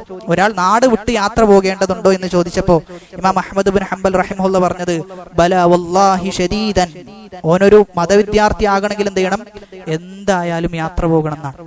എന്തായാലും അറിവ് അന്വേഷിച്ചുകൊണ്ട് പല നാടുകളും എന്ത് ചെയ്യേണ്ടതുണ്ട്? അവൻ സഞ്ചരിച്ചെത്തേണ്ടതുണ്ട് എന്ന് ഇമാം അഹ്മദ് ബിൻ ഹംബൽ റഹിമഹുല്ല പറയാൻ. അതായത് നാട്ടിൽ നിന്നുള്ള ഉലമാക്കൾ ഉണ്ടെങ്കിൽ പോലും അവൻ എന്ത് ചെയ്യണം? വേറെ ഉലമാക്കളെ തേടി പല നാട്ടിലേക്കും സഞ്ചരിച്ച് അവരിൽ നിന്ന് അറിവ് സ്വീകരിക്കുന്ന അവസ്ഥ ഉണ്ടാകണം എന്നാണ് പറയുന്നത്. ഇങ്ങനെ നോക്കിക്കഴിഞ്ഞാൽ ഒരുപാട് സംഭവങ്ങൾ അറിവിന്റെ വിഷയത്തിൽ നമുക്ക് ചരിത്ര ഗ്രന്ഥങ്ങളിൽ നിന്ന് ഒരുപാട് ഉദ്ധരണികൾ നമുക്ക് ഉദ്ധരിക്കുവാൻ സാധിക്കും. സഈദ് ഇബ്നു ജുബൈർ റളിയല്ലാഹു അൻഹു അദ്ദേഹം പറയാണ്, കുന്തു അസീറു മഅ ഇബ്നു അബ്ബാസിൻ ഫീ ത്വരീഖി മക്കത ലൈലൻ, രാത്രി ഞാൻ എന്ത് ചെയ്യും? ഇബ്നു അബ്ബാസ് റളിയല്ലാഹു അൻഹുവിന്റെ കൂടെ ഇങ്ങനെ നടക്കും. രാത്രി സമയങ്ങളിൽ ഇബ്നു അബ്ബാസ് റളിയല്ലാഹു അൻഹുവിന്റെ കൂടെ ഞാൻ നടക്കാൻ. വകാന യുഹദ്ദിസുനി ബിൽ ഹദീസ്, അദ്ദേഹം എനിക്ക് ഹദീസ് റിപ്പോർട്ട് ചെയ്തു തരും രാത്രി സമയത്ത്. എന്നിട്ടോ ഫഅക്തുബുഹു ഫീ വാസിതത്തിർ റഹ്ലി ഹത്താ ഉസ്ബിഹ ഫഅക്തുബുഹു, അങ്ങനെ ഞാൻ എന്ത് ചെയ്യും? ആ യാത്രയിൽ ഇങ്ങനെ ഹദീസ് എഴുതിക്കൊണ്ടേയിരിക്കും. ഏതുവരെ? സുബ്ഹിയാകുന്നതുവരെ ഞാൻ എന്ത് ചെയ്യും? ഹദീസ് എഴുതിക്കൊണ്ടിരിക്കുന്നതാണ്. നമ്മെ സംബന്ധിച്ചിടത്തോളം 1 മണിക്കൂർ ക്ലാസ് ഒരു 1.5 മണിക്കൂർ ആയി കഴിഞ്ഞാൽ സ്വാഭാവികമായിട്ടും ആ സദസ്സിൽ സംസാരം ഉണ്ടാകും. അത് കഴിഞ്ഞാൽ അദ്ദേഹത്തിനെതിരെ ഒരുപാട് ആളുകൾ തിരിയും. ഇവിടെ നമ്മൾ മനസ്സിലാക്കേണ്ടത് സുബ്ഹി വരെ അവർ എഴുതിക്കൊണ്ടിരിക്കുകയാണെന്നാണ്. അത്രയും അവർ കഠിനമായി പരിശ്രമിച്ചത് കൊണ്ടാണ് ഇന്നും നമുക്ക് ആ സത്യം ലഭിച്ചത് എന്നാണ് നമ്മൾ മനസ്സിലാക്കേണ്ടത്. അതോടൊപ്പം തന്നെ അബ്ദുല്ലാഹി ഇബ്നു മുബാറക് റഹിമഹുല്ല അദ്ദേഹത്തെ സംബന്ധിച്ചിടത്തോളം അദ്ദേഹത്തിന്റെ അറിവിനെ കുറിച്ച് പറയുന്നിടത്തെല്ലാം പണ്ഡിതന്മാർ പറഞ്ഞു വെക്കുന്നുണ്ട്. അദ്ദേഹവും ഇതേപോലെ രാവിലെ വരെ പഠിപ്പിച്ചു കൊടുക്കുന്ന ചരിത്രങ്ങളൊക്കെ ഇവരുടെ വിഷയത്തിൽ നിന്നൊക്കെ നമുക്ക് മനസ്സിലാക്കുവാൻ സാധിക്കും. അതോടൊപ്പം തന്നെ നമ്മൾ മനസ്സിലാക്കേണ്ട ഒരു വിഷയമാണ്, ആധുനികന്മാരായ സമകാലീനരായ ഈ കാലത്ത് ജീവിച്ചുകൊണ്ടിരിക്കുന്ന പണ്ഡിതന്മാരെ എടുത്തു കഴിഞ്ഞാൽ ഒരുപാട് മഹത്തുക്കളായ പണ്ഡിതന്മാർ ഒരുപാട് ത്യാഗം സഹിച്ചുകൊണ്ടാണ് നമ്മിലേക്ക് ഈ ദീൻ എത്തിച്ചു തന്നിട്ടുള്ളത്. അതിൽ പ്രധാനപ്പെട്ട ഒരു കണ്ണിയാണ് ഷെയ്ഖ് അൽ അൽബാനി റഹിമഹുല്ല. ഒരുപാട് വിമർശനങ്ങൾ ഏറ്റുവാങ്ങിയ ഒരു പണ്ഡിതൻ. ഉമർ അൽ ഫല്ലാത്ത് എന്ന് പറയുന്ന അദ്ദേഹത്തിന്റെ തൊട്ടടുത്ത് താമസിക്കുന്ന ഒരു അയൽവാസിയാണ്. ഉമർ അൽ ഫല്ലാത്ത് പറയാണ്, ഞാൻ എന്റെ ഭാര്യയുമായി എന്റെ കുട്ടികളുമായി സംവദിച്ചു കൊണ്ടിരിക്കുകയാണ്, അവരോട് സംസാരിച്ചു കൊണ്ടിരിക്കുകയാണ്. എന്നാൽ അതേ സമയത്ത് എന്റെ അപ്പുറത്തെ വീട്ടിലുള്ള അൽബാനി റഹിമഹുല്ല, ഒരു ജനലിൽ നോക്കിക്കഴിഞ്ഞാൽ അടുത്ത അൽബാനി റഹിമഹുല്ലയെ കാണാൻ പറ്റും. അദ്ദേഹം ആ സന്ദർഭത്തിൽ രാത്രിയുടെ ആ യാമത്തിലും എന്ത് ചെയ്യാണ്? പുസ്തകം എടുക്കുന്നു, പുസ്തകം വെക്കുന്നു, പുസ്തകം വായിക്കുന്നു എന്നാണ് അദ്ദേഹത്തെക്കുറിച്ച് അദ്ദേഹത്തിന്റെ അയൽവാസി പറഞ്ഞു വെക്കുന്നത്. അദ്ദേഹത്തിന്റെ വീട്ടിലേക്ക് മദീനയിൽ പഠിക്കുന്ന വിദ്യാർത്ഥികൾ അദ്ദേഹത്തിന്റെ വീട്ടിലേക്ക് പോയി എന്നാണ്. ഇരിക്കാൻ ഒരു സ്ഥലം ഇല്ല എന്നാണ്. എല്ലാ സ്ഥലത്തും എന്ത് ചെയ്തിട്ടുണ്ട്? പുസ്തകങ്ങൾ തുറന്നു വെച്ച് അദ്ദേഹം റിസർച്ച് നടത്തിക്കൊണ്ടിരിക്കുകയാണെന്നാണ്. അങ്ങനെ ദീന് പഠിച്ച, അതിനുവേണ്ടി പ്രയത്നിച്ച ആളുകൾ ഇന്നും നമ്മൾ ഓർക്കുന്നുണ്ട്. കാരണം ഒരുപാട് പ്രയാസങ്ങൾ ആ ദീനിന്റെ വിഷയത്തിൽ അവർ സഹിച്ചിട്ടുണ്ട് എന്നുള്ളത് കൊണ്ടാണ്. എന്നാൽ ചില അല്പജ്ഞാനികളായ ആളുകൾ, വിവരമില്ലാത്ത ചില ആളുകൾ, സ്വയം ബുദ്ധിജീവികളായി ചമയുന്ന ചില ആളുകൾ ഷെയ്ഖ് അൽബാനിയെ കുറിച്ച് വളരെ നിശിതമായി വിമർശിക്കാറുണ്ട്. ഷെയ്ഖ് അൽബാനി ഇമാമല്ല, അദ്ദേഹത്തിന് ഒരു അറിവുമില്ല, ഹദീസിന്റെ വിഷയത്തിൽ അദ്ദേഹം വെറുതെ ഇങ്ങനെ എഴുതി വിട്ടതാണ്, ദഈഫാണ്, സഹിയാണ് എന്നൊക്കെ പറയുന്ന ആളുകളുണ്ട്. വളരെ നിശിതമായി യാതൊരു പ്രതിപക്ഷ ബഹുമാനവുമില്ലാതെ വിമർശിക്കുന്ന ആളുകൾ. അവർ മനസ്സിലാക്കേണ്ടത് യാതൊരു നീതിയും അവരുടെ വിഷയത്തിൽ, ആ വിമർശനത്തിന്റെ വിഷയത്തിൽ അവർ കാത്തു സൂക്ഷിച്ചിട്ടില്ല എന്നാണ് അവർ മനസ്സിലാക്കേണ്ടത്. ഇമാം അൽബാനി റഹ്മഹുല്ലയുടെ ജീവിതം പരിശോധിച്ചു കഴിഞ്ഞാൽ ഒരിക്കലും അങ്ങനെയുള്ള വിമർശനം ആർക്കും ഉന്നയിക്കാൻ സാധിക്കുകയില്ല എന്നത് തീർച്ചയാണ്. കാരണം അദ്ദേഹത്തിന്റെ കൂടെ ജീവിച്ച സമകാലീനരായ പണ്ഡിതന്മാർ, ഷെയ്ഖ് ഇബ്നു ബാസ് റഹിമഹുല്ലയെ പോലുള്ള, ഇബ്നു ഉസൈമീൻ റഹിമഹുല്ലയെ പോലുള്ള ഇവരൊക്കെ തസ്കിയത്ത് നൽകിയ, ഹദീസിൽ ഇമാമാണ് എന്ന് എടുത്തു പറഞ്ഞ ആളാണ് ഷെയ്ഖ് അൽബാനി റഹിമഹുല്ല. അതുകൊണ്ട് തന്നെ ആര് തന്നെ അദ്ദേഹത്തെ വിമർശിക്കാൻ വേണ്ടി മുന്നോട്ട് വന്നാലും, അത് ഇനി എത്ര തന്നെ വലിയ ആളായാലും, അവിടെയൊക്കെ മനസ്സിലാക്കേണ്ടത് ഒരുപാട് ആളുകൾ ഫേസ്ബുക്കിലൊക്കെ ഇതിന്റെ ഇടയ്ക്ക് നമുക്ക് കാണാൻ പറ്റും, വിവരമില്ലാത്ത സ്വയം ബുദ്ധിജീവികളായി ചമയുന്ന ചില ആളുകളൊക്കെ ഷെയ്ഖ് അൽബാനിയെ താറടിക്കുന്ന, ഷെയ്ഖ് അൽബാനിക്ക് ഇൽമില്ല എന്നൊക്കെ പറയുന്ന ഒരുപാട് ആളുകൾ നമുക്ക് കാണാൻ പറ്റും. എന്നാൽ ഈ വിമർശിക്കുന്ന ആളുകളുടെ അവസ്ഥ നമ്മൾ പരിശോധിച്ചു കഴിഞ്ഞാലോ യാതൊരു നിലപാടും ജീവിതത്തിൽ ഇല്ലാത്ത ആളുകളായിരിക്കും ഈ വിമർശകന്മാർ. ഒരു നിലപാടുണ്ടാകൂല. ഉമർ ഇബ്നുൽ ഖത്താബ് റളിയല്ലാഹു അൻഹു പറഞ്ഞതുപോലെ ചെന്നായ അങ്ങും ഇങ്ങും ഓടുന്നത് പോലെ ഒരിക്കൽ എന്ത് ചെയ്യുന്നുണ്ടാവും, ഒരിക്കൽ ഒരു ടീമിലായിരിക്കും ഉണ്ടാവുക, അടുത്ത കഴിഞ്ഞാലോ അടുത്ത ടീമിൽ. ഇങ്ങനെ നിലപാടില്ലാത്ത ആളുകളാണ് ഷെയ്ഖ് അൽബാനി റഹ്മഹുള്ളയെ കുറിച്ച് വിമർശിച്ചു കൊണ്ടിരിക്കുന്നത് എന്നാണ് നമ്മൾ മനസ്സിലാക്കേണ്ടത്. ഇമാം ഷാഫിഈ റഹ്മഹുള്ള അറിവിന്റെ വിഷയത്തിൽ, അറിവ് നേടുന്ന വിഷയത്തിൽ സഹിച്ച ത്യാഗം, അറിവ് പഠിക്കുന്ന വിദ്യാർത്ഥിക്ക് ഉണ്ടാകേണ്ട ഏറ്റവും വലിയ ഗുണമാണ് അക്ലുൽ ഹലാൽ, അക്ലുൽ ഖദർ അൽ യസീർ, കുറച്ച് തിന്നാന്നുള്ളത്, കുറച്ച് ഭക്ഷിക്കുക എന്നുള്ളത്. ഇമാം ഷാഫിഈ റഹ്മഹുള്ള പറയാണ്, 16 വർഷമായി ഞാൻ വയറ് നിറച്ച് ഭക്ഷണം കഴിച്ചിട്ടെന്നാ. 16 വർഷമായി ഞാൻ വയറ് നിറച്ച് ഭക്ഷണം കഴിച്ചിട്ട്. നമ്മൾ ആലോചിക്കേണ്ടത്, ഒരു ദിവസം അതല്ലെങ്കിൽ 2 ദിവസം നമ്മൾ ഭക്ഷണം വയറ് നിറച്ച് കഴിച്ചിട്ടില്ല നമുക്ക് ആർക്കെങ്കിലും പറയാൻ പറ്റുമെന്ന് എന്ത് ചെയ്യണം, നമ്മൾ ആലോചിക്കണം. അത്രയും അനുഗ്രഹത്തിലൂടെയാണ് എന്ത് ചെയ്യുന്നത്, നമ്മൾ ജീവിക്കുന്നത്. ഒരുപാട് ഭക്ഷണങ്ങൾ, ഒരുപാട് അനുഗ്രഹങ്ങൾ, എന്നിട്ടും ദീന് പഠിക്കാനുള്ള സമയം നമ്മൾ പല ആളുകളും കണ്ടെത്താറില്ല. ഇബ്നു ബാദീസ് റഹിമഹുല്ല എന്ന സമകാലീനനായ പണ്ഡിതൻ, അദ്ദേഹം ഒരിക്കൽ ക്ലാസ് എടുക്കുന്ന സമയത്ത് നഹ്വിലെ ഏറ്റവും ആധികാരികമായ പുസ്തകമാണ് അൽ അൽഫിയ എന്ന് പറയുന്ന പുസ്തകം, 1000 ബൈത്തുള്ള നഹ്വിന്റെ പുസ്തകം. അത് അദ്ദേഹം വിശദീകരിച്ചുകൊണ്ടിരിക്കുന്ന സമയത്ത് അദ്ദേഹത്തിന്റെ കയ്യിൽ നിന്ന് എന്ത് ചെയ്തു, അദ്ദേഹം ഉറങ്ങിപ്പോയി. അങ്ങനെ പുസ്തകം താഴെ വീണപ്പോൾ അദ്ദേഹം വിദ്യാർത്ഥികളോട് പറഞ്ഞു എന്നാണ്, ഞാൻ 2 മണിക്കാണ് കിടന്നുറങ്ങുക, 4 മണിക്ക് എന്ത് ചെയ്യും, ഞാൻ എഴുന്നേൽക്കുന്നതാണ്. അതായത് ഒരു ദിവസം 2 മണിക്കൂറാണ് എന്ത് ചെയ്യുക, അദ്ദേഹം കിടന്നുറങ്ങുക. ബാക്കിയൊക്കെ ദീനിന് വേണ്ടിയിട്ടാണ് എന്ത് ചെയ്തത്, അദ്ദേഹം ചെലവഴിച്ചതെന്നാണ്. അതുകൊണ്ട് തന്നെ അദ്ദേഹത്തിന്റെ ആരോഗ്യത്തിന് കാര്യമായ പരിക്കുണ്ടായിരുന്നു. അദ്ദേഹം 50കളുടെ തുടക്കത്തിൽ തന്നെ എന്ത് ചെയ്തു, അദ്ദേഹം മരണപ്പെട്ടിരുന്നു എന്നാണ്. ഈ സംഭവം ഉദ്ധരിച്ചുകൊണ്ട് സ്വാലിഹ് ഉസൈമി ഹഫ്ളുള്ള പറയുന്നുണ്ട്, അസ്സഹ്റു യഖ്തുലുക്, രാത്രി ഒരുപാട് വൈകി ഉറങ്ങുക എന്നുള്ളത് എന്ത് ചെയ്യും, നിന്നെ കൊന്നുകളയാൻ വരെ സാധ്യതയുണ്ട് എന്ന് പറയുന്നുണ്ട്. അപ്പൊ ഇൽമിനോട് അത്രയും ഗീറത്തായിരുന്നു. ചിലപ്പോൾ ഭക്ഷണം കഴിക്കാത്ത സലഫുകൾ നമുക്ക് കാണാൻ പറ്റും. ഒരുപാട് ദിവസം ഭക്ഷണം കഴിക്കാതെ അറിവ് നേടാൻ വേണ്ടി മുന്നിട്ടിരുന്ന സലഫുകളെ വരെ നമുക്ക് ഈ വിഷയത്തിൽ കണ്ടെത്താൻ പറ്റും എന്നുള്ളതാണ്. അതുകൊണ്ട് നമ്മൾ അറിവിന്റെ വിഷയത്തിൽ അതീവ താല്പര്യമുള്ള ആളുകളായിരിക്കണം. ഇതൊരു തുടക്കം മാത്രമാണ്. ഇതെന്ത് ചെയ്യും, ഈ ഒരു ദർസ് എന്നുള്ളത് ഇനിയും ഒരുപാട് മുന്നോട്ട് പോകാനുള്ളതാണ്. അപ്പൊ തുടക്കത്തിലുള്ള ആവേശം അതൊടുക്കം വരെ നിലനിർത്തി പോകുന്നവരാരാണോ അവരാണെന്ത് യഥാർത്ഥ വിജയികൾ. അവിടെയാണ് റസൂലുള്ളാഹി സ്വല്ലല്ലാഹു അലൈഹി വസല്ലം പറയുന്നത്, അഹബ്ബുൽ അഅമാലി ഇലല്ലാഹി, അല്ലാഹുവിന് ഏറെ ഇഷ്ടമുള്ള അമലുകൾ എന്ന് പറഞ്ഞു കഴിഞ്ഞാൽ അത് എത്ര കുറവാണെങ്കിലും അത് തുടർത്തിക്കൊണ്ടു പോകുക എന്നുള്ളതാണ്. അതുകൊണ്ട് നമ്മെ സംബന്ധിച്ചിടത്തോളം മാസത്തിൽ 2 ക്ലാസ്സേ ഈ ക്ലാസ് ഇവിടെ ഉണ്ടാവുള്ളൂ. മാസത്തിൽ 2 ക്ലാസ്സുകളാണ് കിതാബ് തൗഹീദിന്റെ വിഷയത്തിൽ ഉണ്ടാവുക. അതുകൊണ്ട് എല്ലാ ദിവസവും കിതാബ് തൗഹീദിന്റെ ക്ലാസ്സിന് ഞാനിവിടെ എത്തും എന്ന ഉറപ്പ് ചെയ്യാൻ പറ്റണം. നമുക്ക് ആ ഒരു ഉറപ്പ് ജീവിതത്തിൽ ഉണ്ടാകണം. എന്തായാലും എന്ത് തിരക്കുണ്ടെങ്കിലും അതൊക്കെ ഒഴിവാക്കി ഞാനിവിടെ എത്തും, തൗഹീദ് പഠിക്കാനാണ്, അള്ളാഹുവിന്റെ ദീന് പഠിക്കാനാണ് എന്ന രീതിയിൽ നമ്മൾ എന്ത് ചെയ്യേണ്ടതുണ്ട്, എത്തിച്ചേരേണ്ടതുണ്ട്. എത്തുന്ന ആളുകൾ കയ്യിലൊരു നോട്ട് പാഡും അതേപോലെ തന്നെ പെന്നൊക്കെ കരുതി അങ്ങനെ ഒരു പഠിതാവായി മാറുന്ന ഒരവസ്ഥ എന്ത് ചെയ്യണം, ഉണ്ടാകണം. ഒരു പഠിതാവായി മാറുന്ന അവസ്ഥ ഉണ്ടാകണം. നമുക്ക് അള്ളാഹുവിനോട് പറയാൻ പറ്റും, നമ്മൾ അങ്ങനെ തന്നെ മരിച്ചു പോവുകയാണ് എങ്കിൽ അള്ളാഹിനോട് പറയാം, റബ്ബേ നിന്റെ തൗഹീദ് പഠിക്കുന്നതിനിടയിലാണ് ഞാൻ എന്ത് ചെയ്തിട്ടുള്ളത്, മരിച്ചു പോയിട്ടുള്ളത് എന്ന് നമുക്ക് പറയാൻ പറ്റും. അതുകൊണ്ട് ഒരുപാട് ശ്രേഷ്ഠത ഈ സദസ്സിനുണ്ട്, ഈ പഠനത്തിനുണ്ട് എന്ന ബോധ്യം നമുക്കുണ്ടാകണം. അതുകൊണ്ട് അറിവിന്റെ പ്രത്യേകത ഒരുപാടാണ്. ആ അറിവിൽ ഏറ്റവും വലിയ അറിവ് ഏത് എന്ന് ചോദിച്ചു കഴിഞ്ഞാൽ ഒരുപാട് അറിവുകളുണ്ട്. ദീനീപരമായ വിജ്ഞാനങ്ങൾ നോക്കുകയാണെങ്കിൽ ഇവിടെ ഈ പള്ളിയിൽ തന്നെ എടുക്കുന്ന ഒരുപാട് ക്ലാസ്സുകളുണ്ട്. ഖുർആൻ ക്ലാസ്സുകളുണ്ട്, ചരിത്ര പഠന ക്ലാസ്സുകളുണ്ട്, ഫിഖ്ഹ് ക്ലാസ് ഉണ്ട്. എന്നാൽ ഈ വിഷയങ്ങളിലെല്ലാം ഏറ്റവും പ്രാധാന്യം അർഹിക്കുന്ന വിഷയം ഏതാണ്? അറിവിന്റെ വിഷയത്തിൽ ഒരുപാട് അറിവുകളുണ്ട്. ഏറ്റവും പ്രാധാന്യമുള്ള വിഷയം വിശ്വാസാണ്, അഖീദയാണെന്ത് ഏറ്റവും പ്രാധാന്യമുള്ള വിഷയം. കാരണം അഖീദയിൽ നമ്മൾ ആരെക്കുറിച്ചാണ് പഠിക്കുന്നത്? അള്ളാഹുവിനെ കുറിച്ചുള്ള പഠനമാണ്. അള്ളാഹുവിനെ കുറിച്ചുള്ള പഠനമാണ് എന്നതുകൊണ്ട് തന്നെ ഏറ്റവും വലിയ പ്രാധാന്യമുള്ള വിഷയം എന്നത് അഖീദാ വിഷയങ്ങളാണ്. അഖീദാ വിഷയങ്ങളാണ് നമ്മൾ പഠിക്കുന്നത് എന്നതുകൊണ്ട് ഏറ്റവും പ്രാധാന്യമുള്ള അറിവാണ് നമ്മൾ ഓരോ ദിവസവും ആളുകൾക്ക് കൊടുത്തുകൊണ്ടിരിക്കുന്നത്. അതിൽ ഒന്നാമത്തേത്, നമ്മൾ വിശ്വാസം പഠിക്കുന്നതിലൂടെ, അഖീദ പഠിക്കുന്നതിലൂടെ ലഭിക്കുന്ന ഒന്നാമത്തെ നേട്ടം സൂറത്തുൽ അൻആമിലെ 82-ാമത്തെ ആയത്ത്, അല്ലദീന ആമനു വലം യൽബിസു ഈമാനഹും ബിദുൽമിൻ ഉലൈക ലഹുമുൽ അംനു വഹും മുഹ്തദൂൻ. ഈമാനിൽ യാതൊരു ശിർക്കും കലരാത്ത ആളുകൾ, അവർക്ക് എന്തുണ്ട് എന്നല്ല പറയുന്നത്, ഉലൈക ലഹുമുൽ അംന്, അവർക്ക് നിർഭയത്വമുണ്ട്, വഹും മുഹ്തദൂൻ, അവരാണ് ഹിദായത്ത് ലഭിച്ച ആളുകൾ. അവരാണ് ഹിദായത്ത് ലഭിച്ച ആളുകൾ. അപ്പൊ നമുക്ക് ജീവിതത്തിൽ എന്ത് ലഭിക്കും? നിർഭയത്വം ലഭിക്കണമെങ്കിൽ തൗഹീദ് വേണം. തൗഹീദ് ഇല്ലാത്ത ആളുകൾ നമ്മളൊന്ന് പരിശോധിച്ച് നോക്കിയേ. നമ്മുടെ കുടുംബത്തിലുണ്ടാകും ഒരുപാട് ആളുകൾ, ഒരു നിർഭയത്വവും ജീവിതത്തിൽ ഉണ്ടാവില്ല. ഒരുപാട് ദർഗകളിലേക്ക് കയറി ഇറങ്ങുന്നു. എന്നാൽ എന്ത് സമാധാനമാണ് എന്ന് ചോദിച്ചു കഴിഞ്ഞാൽ ആ ഒരു സമയത്ത് ചിലപ്പോൾ ഒരു സമാധാനം ലഭിച്ചെന്ന് വരാം.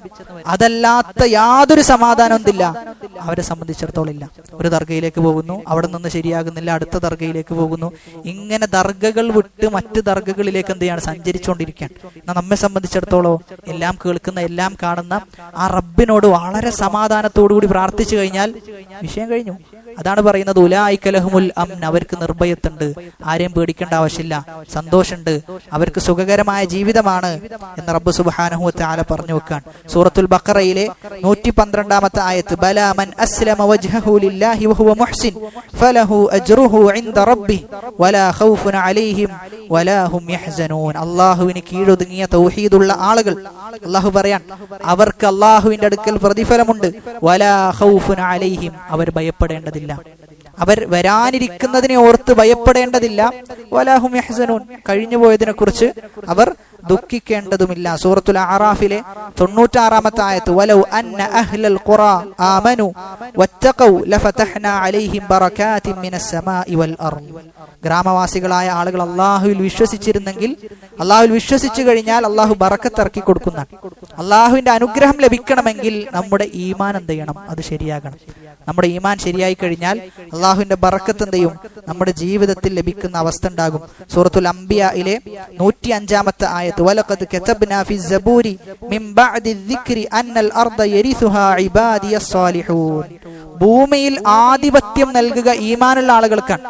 ഭൂമിയിൽ അള്ളാഹു ആധിപത്യം നൽകുക ഈമാനുള്ള ആളുകൾക്കാണ് എന്നാണ് സൂറത്തുൽ അംബിയായിലെ 105-ാമത്തെ ആയത്ത് പറയുന്നത്. അതുകൊണ്ട് വിശ്വാസപരമായ അറിവ് പഠിക്കുന്നതിലൂടെ നമുക്ക് ലഭിക്കുന്ന ഒന്നാമത്തെ നേട്ടം നിർഭയത്വം എന്ത് ചെയ്യും? ലഭിക്കും, സമാധാനം ലഭിക്കും. രണ്ടാമത്തേത്, റസൂലുള്ളാഹി സ്വല്ലല്ലാഹു അലൈഹി വസല്ലമ 13 വർഷം ജനങ്ങൾക്ക് പഠിപ്പിച്ചു കൊടുത്തത് തൗഹീദാണ്. 13 വർഷം. ചില ആളുകൾക്ക് തൗഹീദിന്റെ ക്ലാസ് ഉണ്ട് എന്ന് പറഞ്ഞു കഴിഞ്ഞാൽ, അല്ലെങ്കിൽ തൗഹീദിന്റെ പ്രഭാഷണം ഉണ്ട് എന്ന് പറഞ്ഞു കഴിഞ്ഞാൽ, എത്ര കാലമായി ഞാൻ കേൾക്കാൻ തുടങ്ങിയിട്ട്, തൗഹീദൊക്കെ ഒരു 5 മിനിറ്റിൽ പറയാൻ പറ്റുന്നതേ ഉള്ളൂ എന്നൊക്കെയാണ് ചില ആളുകൾ പറയാം. അങ്ങനെയാണെങ്കിൽ അത്തരത്തിലുള്ള ആളുകളോടാണ് നമുക്ക് ചോദിക്കാനുള്ളത്, എന്തിന് റസൂൽ 13 വർഷം എടുത്തു എന്നാണ്? എന്തിന് റസൂൽ 13 വർഷം തൗഹീദ് പഠിപ്പിച്ചു എന്ന് ചോദിച്ചു കഴിഞ്ഞാൽ, അത് ജീവിതത്തിൽ അപ്ലൈ ചെയ്ത് ജീവിക്കണമെങ്കിൽ നല്ല പണി എന്തുണ്ട് എന്നുള്ളതാണ്. ജീവിതത്തിൽ തൗഹീദ് തഹ്ഖീഖ് ആയി കഴിഞ്ഞാൽ, തൗഹീദ് പൂർണ്ണമായി കഴിഞ്ഞാൽ നമ്മൾ വേറെ ലോകത്തായിരിക്കും എന്ത് ചെയ്യുക? ജീവിക്കുക. അതാണ് ശൈഖുൽ ഇസ്ലാം ഇബ്നു തൈമിയ്യ റഹിമഹുല്ലാഹ് പറഞ്ഞത്, ഇന്ന ഫിദ് ദുനിയ ജന്ന, ദുനിയാവിൽ ഒരു സ്വർഗ്ഗമുണ്ട്. ആ സ്വർഗ്ഗത്തിൽ ആരാണോ പ്രവേശിക്കുന്നത് അവൻ എന്ത് ചെയ്യും? ആഖിറത്തിന്റെ സ്വർഗ്ഗത്തിലും പ്രവേശിക്കും. അപ്പൊ ദുനിയാവിലെ സ്വർഗ്ഗം എന്ന് പറഞ്ഞു കഴിഞ്ഞാൽ അത് അള്ളാഹുവിനെ മനസ്സിലാക്കലാണ്, അത് അള്ളാഹുവിനെ അറിയേണ്ടതുപോലെ അറിയലാണ്, അത് തൗഹീദ് സാക്ഷാത്കരിക്കലാണ്, തൗഹീദ് കൃത്യമായി മനസ്സിലാക്കലാണ് എന്നുള്ളതാണ്. അതുകൊണ്ട് 5 മിനിറ്റ് കൊണ്ട് തൗഹീദ് പറഞ്ഞു കൊടുക്കാൻ പറ്റും, അത്രേ പറയാനുള്ളൂ എന്നൊക്കെ പറയുന്ന ആളുകൾ മനസ്സിലാക്കേണ്ടത് ഒരുപാട് പഠിക്കാനുണ്ട്.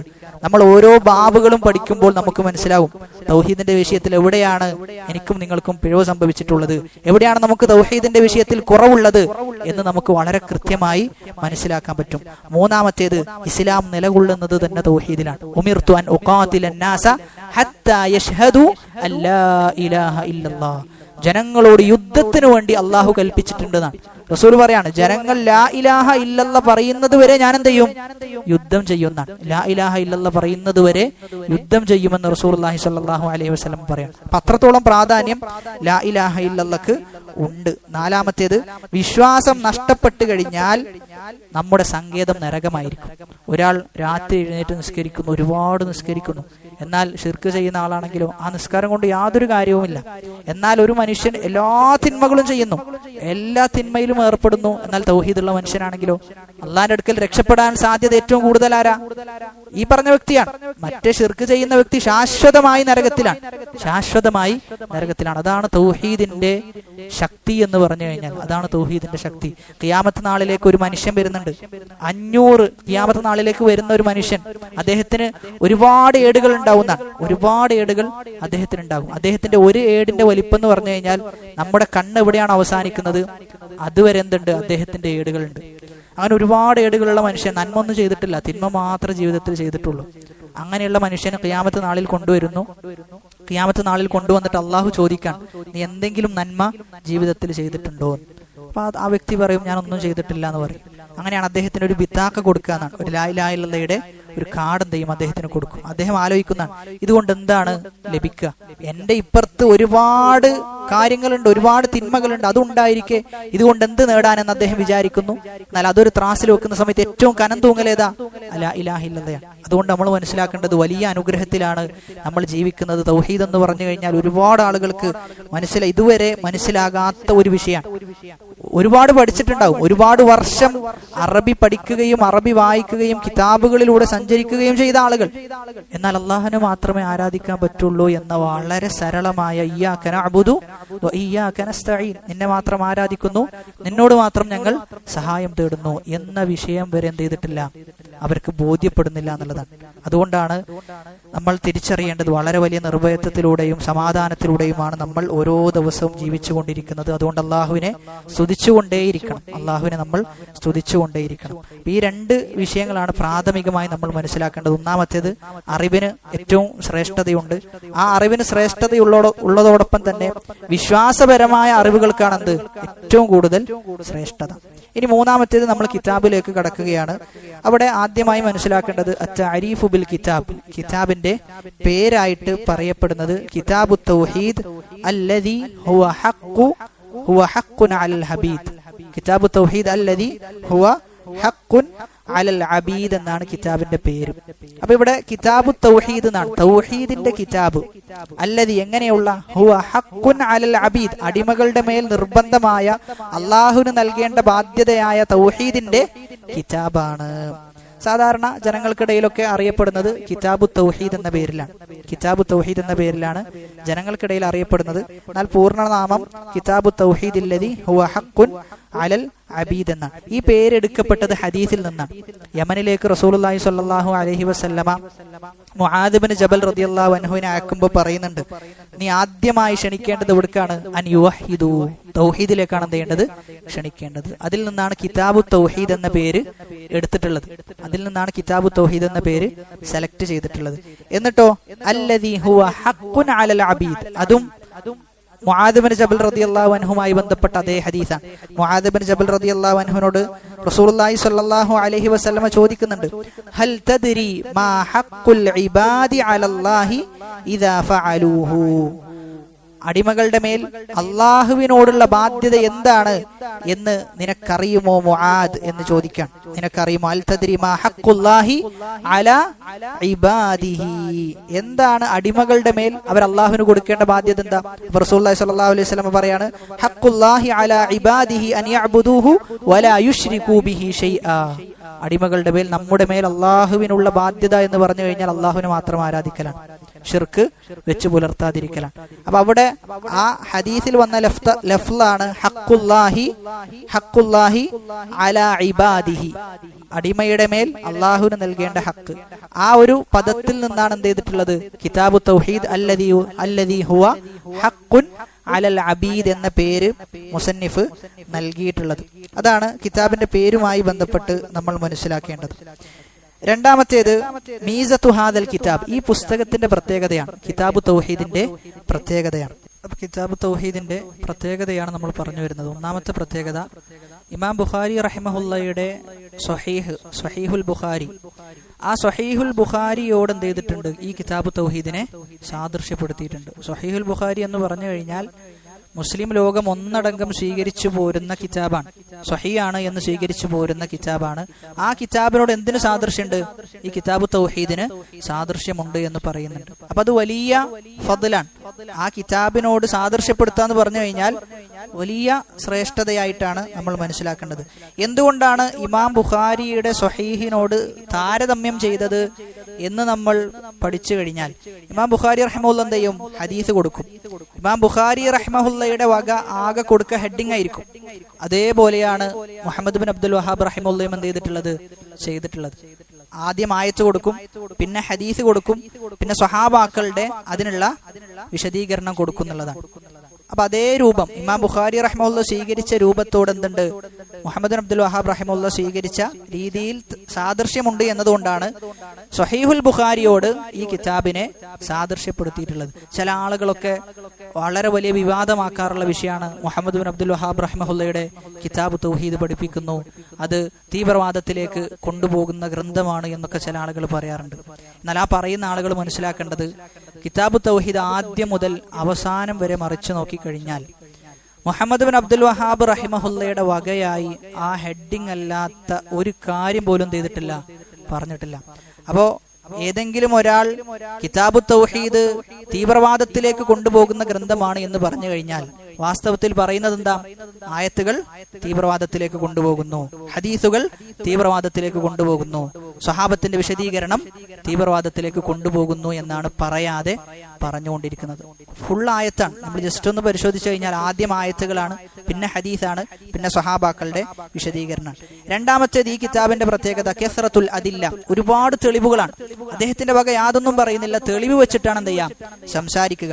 മൂന്നാമത്തേത് ഖുവ്വത്തു തദ്ലീൽ വൽ ഇസ്തിംബാത്ത്, ഒരു തെളിവ് കിട്ടിക്കഴിഞ്ഞാൽ അതിൽ നിന്ന് തെളിവ് പിടിക്കാനുള്ള കഴിവ് അങ്ങേയറ്റമായിരുന്നു എന്നാണ്. മുഹമ്മദ് ബിൻ അബ്ദുൽ വഹാബ് റഹിമഹുല്ലക്ക് ഒരു തെളിവ് കിട്ടിയാൽ അതിൽ നിന്ന് ഒരുപാട് ഫവായിദുകൾ, അതിൽ നിന്ന് ഒരുപാട് പാഠങ്ങൾ എന്ത് ചെയ്യും അദ്ദേഹം എടുക്കാറുണ്ടായിരുന്നു എന്നാണ്. അതിൽപ്പെട്ട ഒന്നാണ് എങ്ങനെയാണ് ഭൂമിയിൽ ശിർക്ക് വന്നത്, എന്താണ് ശിർക്കിന്റെ കാരണം എന്ന് ചോദിച്ചു കഴിഞ്ഞാൽ എന്താ ഉത്തരം? എന്താണ് ശിർക്ക് ഭൂമിയിൽ വരാനുള്ള കാരണം? എന്താ? ഒരുപാട് ആളുകൾ ശിർക്ക് ചെയ്യുന്നു. എന്തായിരിക്കും അതിന്റെ കാരണം?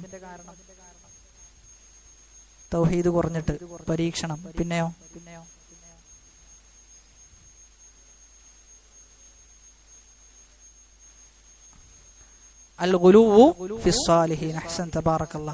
അതായത് ഷിർക്കിലേക്ക് എത്താനുള്ള ഏറ്റവും വലിയ കാരണം എന്ന് പറഞ്ഞു കഴിഞ്ഞാൽ ഈ മഹത്തുക്കൾ എന്ന് പറയുന്ന ആളുകളുണ്ട്, അവർക്ക് അമിതമായിട്ട് എന്ത് ചെയ്യാ പ്രാധാന്യം നൽകുക. അതാണ് ഷിർക്കിലേക്ക് കൊണ്ടെത്തിച്ചത് എന്നാണ്. അൽ ഗുലൂഉ ഫിസ്സാലിഹീൻ. അപ്പൊ ഷിർക്കിലേക്ക് ആളുകളെ കൊണ്ടെത്തിച്ചത് അമിതമായി ആദരിക്കുക, അമിതമായി ആദരവ് കൊടുക്കുക എന്നുള്ളതാണ് ഷിർക്കിലേക്ക് കൊണ്ടെത്തിച്ചത് എന്നാണ്. അതാണ് അദ്ദേഹത്തിന്റെ ഒന്നാമത്തെ തെളിവ് പിടിക്കൽ. മറ്റൊരു തെളിവ് പിടിക്കൽ എന്ന് പറഞ്ഞു കഴിഞ്ഞാൽ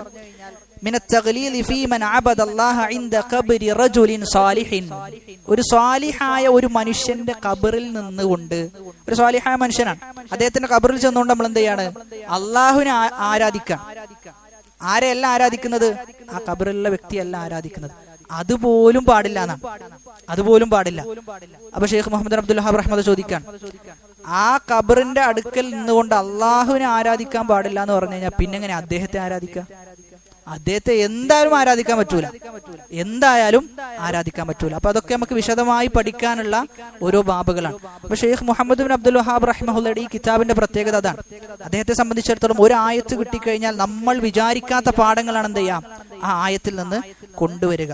മറ്റൊന്ന്, ഈ പുസ്തകത്തിലെ വിഷയം എന്ത് എന്നുള്ളതാണ്. ഈ പുസ്തകത്തിലെ പ്രതിപാദ്യ വിഷയമായിട്ട് നമ്മൾ മനസ്സിലാക്കേണ്ടത് ഒന്നാമത്തേത് പൂർണ്ണമായി തൗഹീദിനെ നശിപ്പിച്ചു കളയുന്ന ഷിർക്ക് എന്ന രോഗം, പൂർണ്ണമായി തൗഹീദിനെ നശിപ്പിച്ചു കളയുന്ന രോഗമായ ഷിർക്ക് എങ്ങനെയൊക്കെയാണ് ഒരു മുസ്ലിമിന്റെ ജീവിതത്തിൽ കടന്നു വരിക, ഏതൊക്കെ രൂപത്തിലാണ് കടന്നു വരിക എന്ന് വിശദീകരിക്കുന്നുണ്ട്.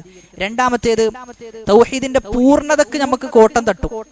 തൗഹീദ്, ചില ആൾക്കാരുടെ തൗഹീദ് എന്തായിട്ടുണ്ടാവില്ല, പൂർണ്ണതയിലേക്ക് എത്തിയിട്ടുണ്ടാവില്ല. ആ എത്താതിരിക്കാൻ ചില കാരണങ്ങളുണ്ട്. അപ്പൊ ആ കാരണങ്ങൾ എന്ത് ചെയ്യും ഈ ഗ്രന്ഥത്തിൽ ഷെയ്ഖ് ചർച്ചക്ക് കൊണ്ടുവരുന്നുണ്ട്. പിന്നെ ഈ എഴുത്ത് ആരംഭിക്കുന്നത്, ഷെയ്ഖ് ഈ കിതാബ് എഴുത്ത് ആരംഭിക്കുന്നത് ബസറയിൽ വെച്ചിട്ടാണ്. ബസറയിലാണ് എഴുത്ത് തുടങ്ങുന്നത്, അവസാനിക്കുന്നത് നജിദിൽ വെച്ചിട്ടാണ്. നജിദിൽ വെച്ചിട്ടാണ് ഈ പുസ്തകം പബ്ലിഷ് ചെയ്യുന്ന ആളുകൾക്കിടയിൽ പ്രചരിക്കുന്ന അവസ്ഥ ഉണ്ടായിട്ടുള്ളത്. അതോടൊപ്പം തന്നെ ഒരുപാട് തൗഹീദിന്റെ കിതാബുകൾ ജനങ്ങൾക്കിടയിൽ ഇതിനു മുൻകാലത്ത് രചിക്കപ്പെട്ടിട്ടുണ്ട്, ഒരുപാടുണ്ട്.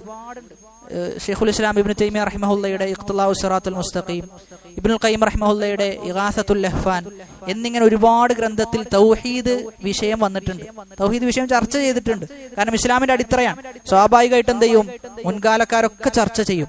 എന്നാൽ മുൻകാലക്കാരൊക്കെ ചർച്ച ചെയ്ത വിഷയം, എന്നാൽ ഏറ്റവും പിന്നിൽ വന്ന ഒരാളായ ഷെയ്ഖ് മുഹമ്മദ് ബിൻ അബ്ദുൽ വഹാബ് റഹിമഹുല്ല, അദ്ദേഹത്തിന്റെ കിതാബിന് ഇത്രത്തോളം പ്രസിദ്ധി ലഭിക്കാനുള്ള കാരണങ്ങൾ രണ്ടാണ്.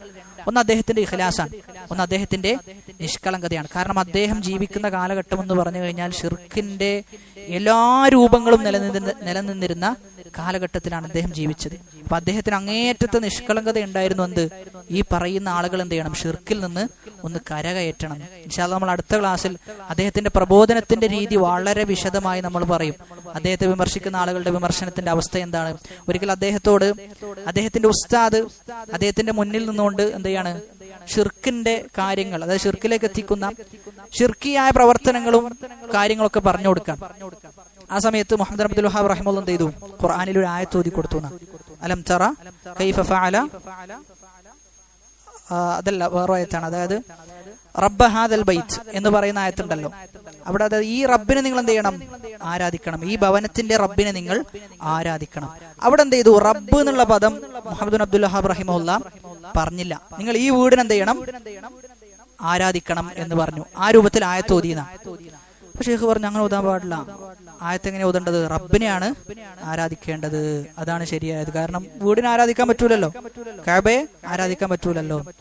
വീണ്ടും അത് ആവർത്തിച്ചു, മൂന്നാമതും ആവർത്തിച്ചു. ഉസ്താദ് പറഞ്ഞു കൊടുത്തു അങ്ങനല്ലോ ഓതേണ്ടത്. അപ്പൊ മുഹമ്മദ് അബ്ദുൽ വഹാബ് റഹിമഹുല്ലാഹ് തിരുത്തി കൊടുത്തു. എന്ത് ചെയ്യാൻ പാടില്ല? സൃഷ്ടികളെ ആരാധിക്കാൻ പാടില്ല. എന്തുകൊണ്ട്? കഅബ സൃഷ്ടിയല്ലേ, നിങ്ങൾ ആരാധിക്കുന്ന മനുഷ്യന്മാരും സൃഷ്ടിയല്ലേ, പിന്നെ എങ്ങനെ മനുഷ്യനെ ആരാധിക്കുക? അപ്പൊ അത്രയും അദ്ദേഹത്തിന് ഇസ്തിദ്ലാലില് കഴിവുണ്ടായിരുന്നു, തെളിവെടുക്കാനുള്ള കഴിവ് അദ്ദേഹത്തിന് ഉണ്ടായിരുന്നു എന്നാണ്. രണ്ടാമത്തേത്, ഈ കിതാബിന്റെ ശൈലി വളരെ എളുപ്പമുള്ളതാണ്. ഏതൊരു സാധാരണക്കാർക്കും ചെയ്യാൻ പറ്റും, മനസ്സിലാക്കാൻ പറ്റും. ചില ആളുകളൊക്കെ ധരിച്ചു വെച്ചിട്ടുള്ളത് കിതാബ് തൗഹീദ് എന്നൊക്കെ പറഞ്ഞു കഴിഞ്ഞാൽ ഭയങ്കര സംഭവമാണ്, അത് കടിച്ചാൽ പൊട്ടൂല, സാധാരണക്കാർക്കൊന്നും മനസ്സിലാകൂല എന്നാണ് ചില ആളുകൾ ധരിച്ചു വെച്ചിട്ടുള്ളത്. അങ്ങനെയല്ല, ഏതൊരു സാധാരണക്കാരനും മനസ്സിലാകുന്ന കോലത്തിലാണ് എന്ത് ചെയ്തിട്ടുള്ളത്? ഈ പുസ്തകം അദ്ദേഹം രചിച്ചിട്ടുള്ളത്. അതുകൊണ്ടാണ് ഒരുപാട് ആളുകൾ എന്ത് ചെയ്യുന്നത്? ഇത് വായനക്ക് വേണ്ടി ഉപയോഗിക്കുന്നത്. മറ്റൊന്ന്, ഈ പുസ്തകത്തിന് ലഭിച്ച ഒരു ശ്രേഷ്ഠതയാണ്, ഒരുപാട് പണ്ഡിതന്മാർ എന്ത് ചെയ്തിട്ടുണ്ട്? ഇതിന് വിശദീകരണം എഴുതിയിട്ടുണ്ട്. ഒരുപാട് പണ്ഡിതന്മാർ, ഇപ്പോഴും പുതുതായി വരുന്ന പണ്ഡിതന്മാരൊക്കെ എന്ത് ചെയ്യുന്നുണ്ട്? ഈ പുസ്തകത്തിന് വിശദീകരണം എഴുതിക്കൊണ്ടിരിക്കുന്നുണ്ട്. അതിൽ പ്രധാനപ്പെട്ട ഒരു വിശദീകരണമാണ് തൈസീറുൽ അസീസുൽ ഹമീദ് ഫി ശർഹി കിതാബി തൗഹീദ് എന്ന് പറയുന്ന ഗ്രന്ഥം. അദ്ദേഹത്തിന്റെ പേരക്കുട്ടി രചിച്ചതാണ്. രണ്ടാമത്തേത്, അദ്ദേഹത്തിന്റെ പേരക്കുട്ടി ആ പുസ്തകം രചിച്ച് കുറച്ചു കാലം കഴിയുമ്പോൾ തന്നെ എന്ത് ചെയ്തു? മരണപ്പെട്ടു. ഒരു പകുതി വരെ എത്തിയിട്ടുള്ളൂ. അതിനെ പൂർണ്ണതയിലേക്ക് കൊണ്ടുവന്നതാണ് ഫത്ഹുൽ മജീദ് ഷർഹു കിതാബി തൗഹീദ്, അബ്ദുറഹ്മാൻ ഇബ്നു ഹസൻ എന്ന് പറയുന്ന പണ്ഡിതൻ. അദ്ദേഹത്തിന്റെ കുടുംബ പരമ്പരയിൽ വരുന്ന ആളാണ്. അദ്ദേഹമാണ് എന്ത് ചെയ്തത്? ആ പുസ്തകത്തെ പൂർത്തീകരിച്ചത് ഈ പറയുന്ന ഫത്ഹുൽ മജീദ് എന്ന കിതാബിലൂടെയാണ്.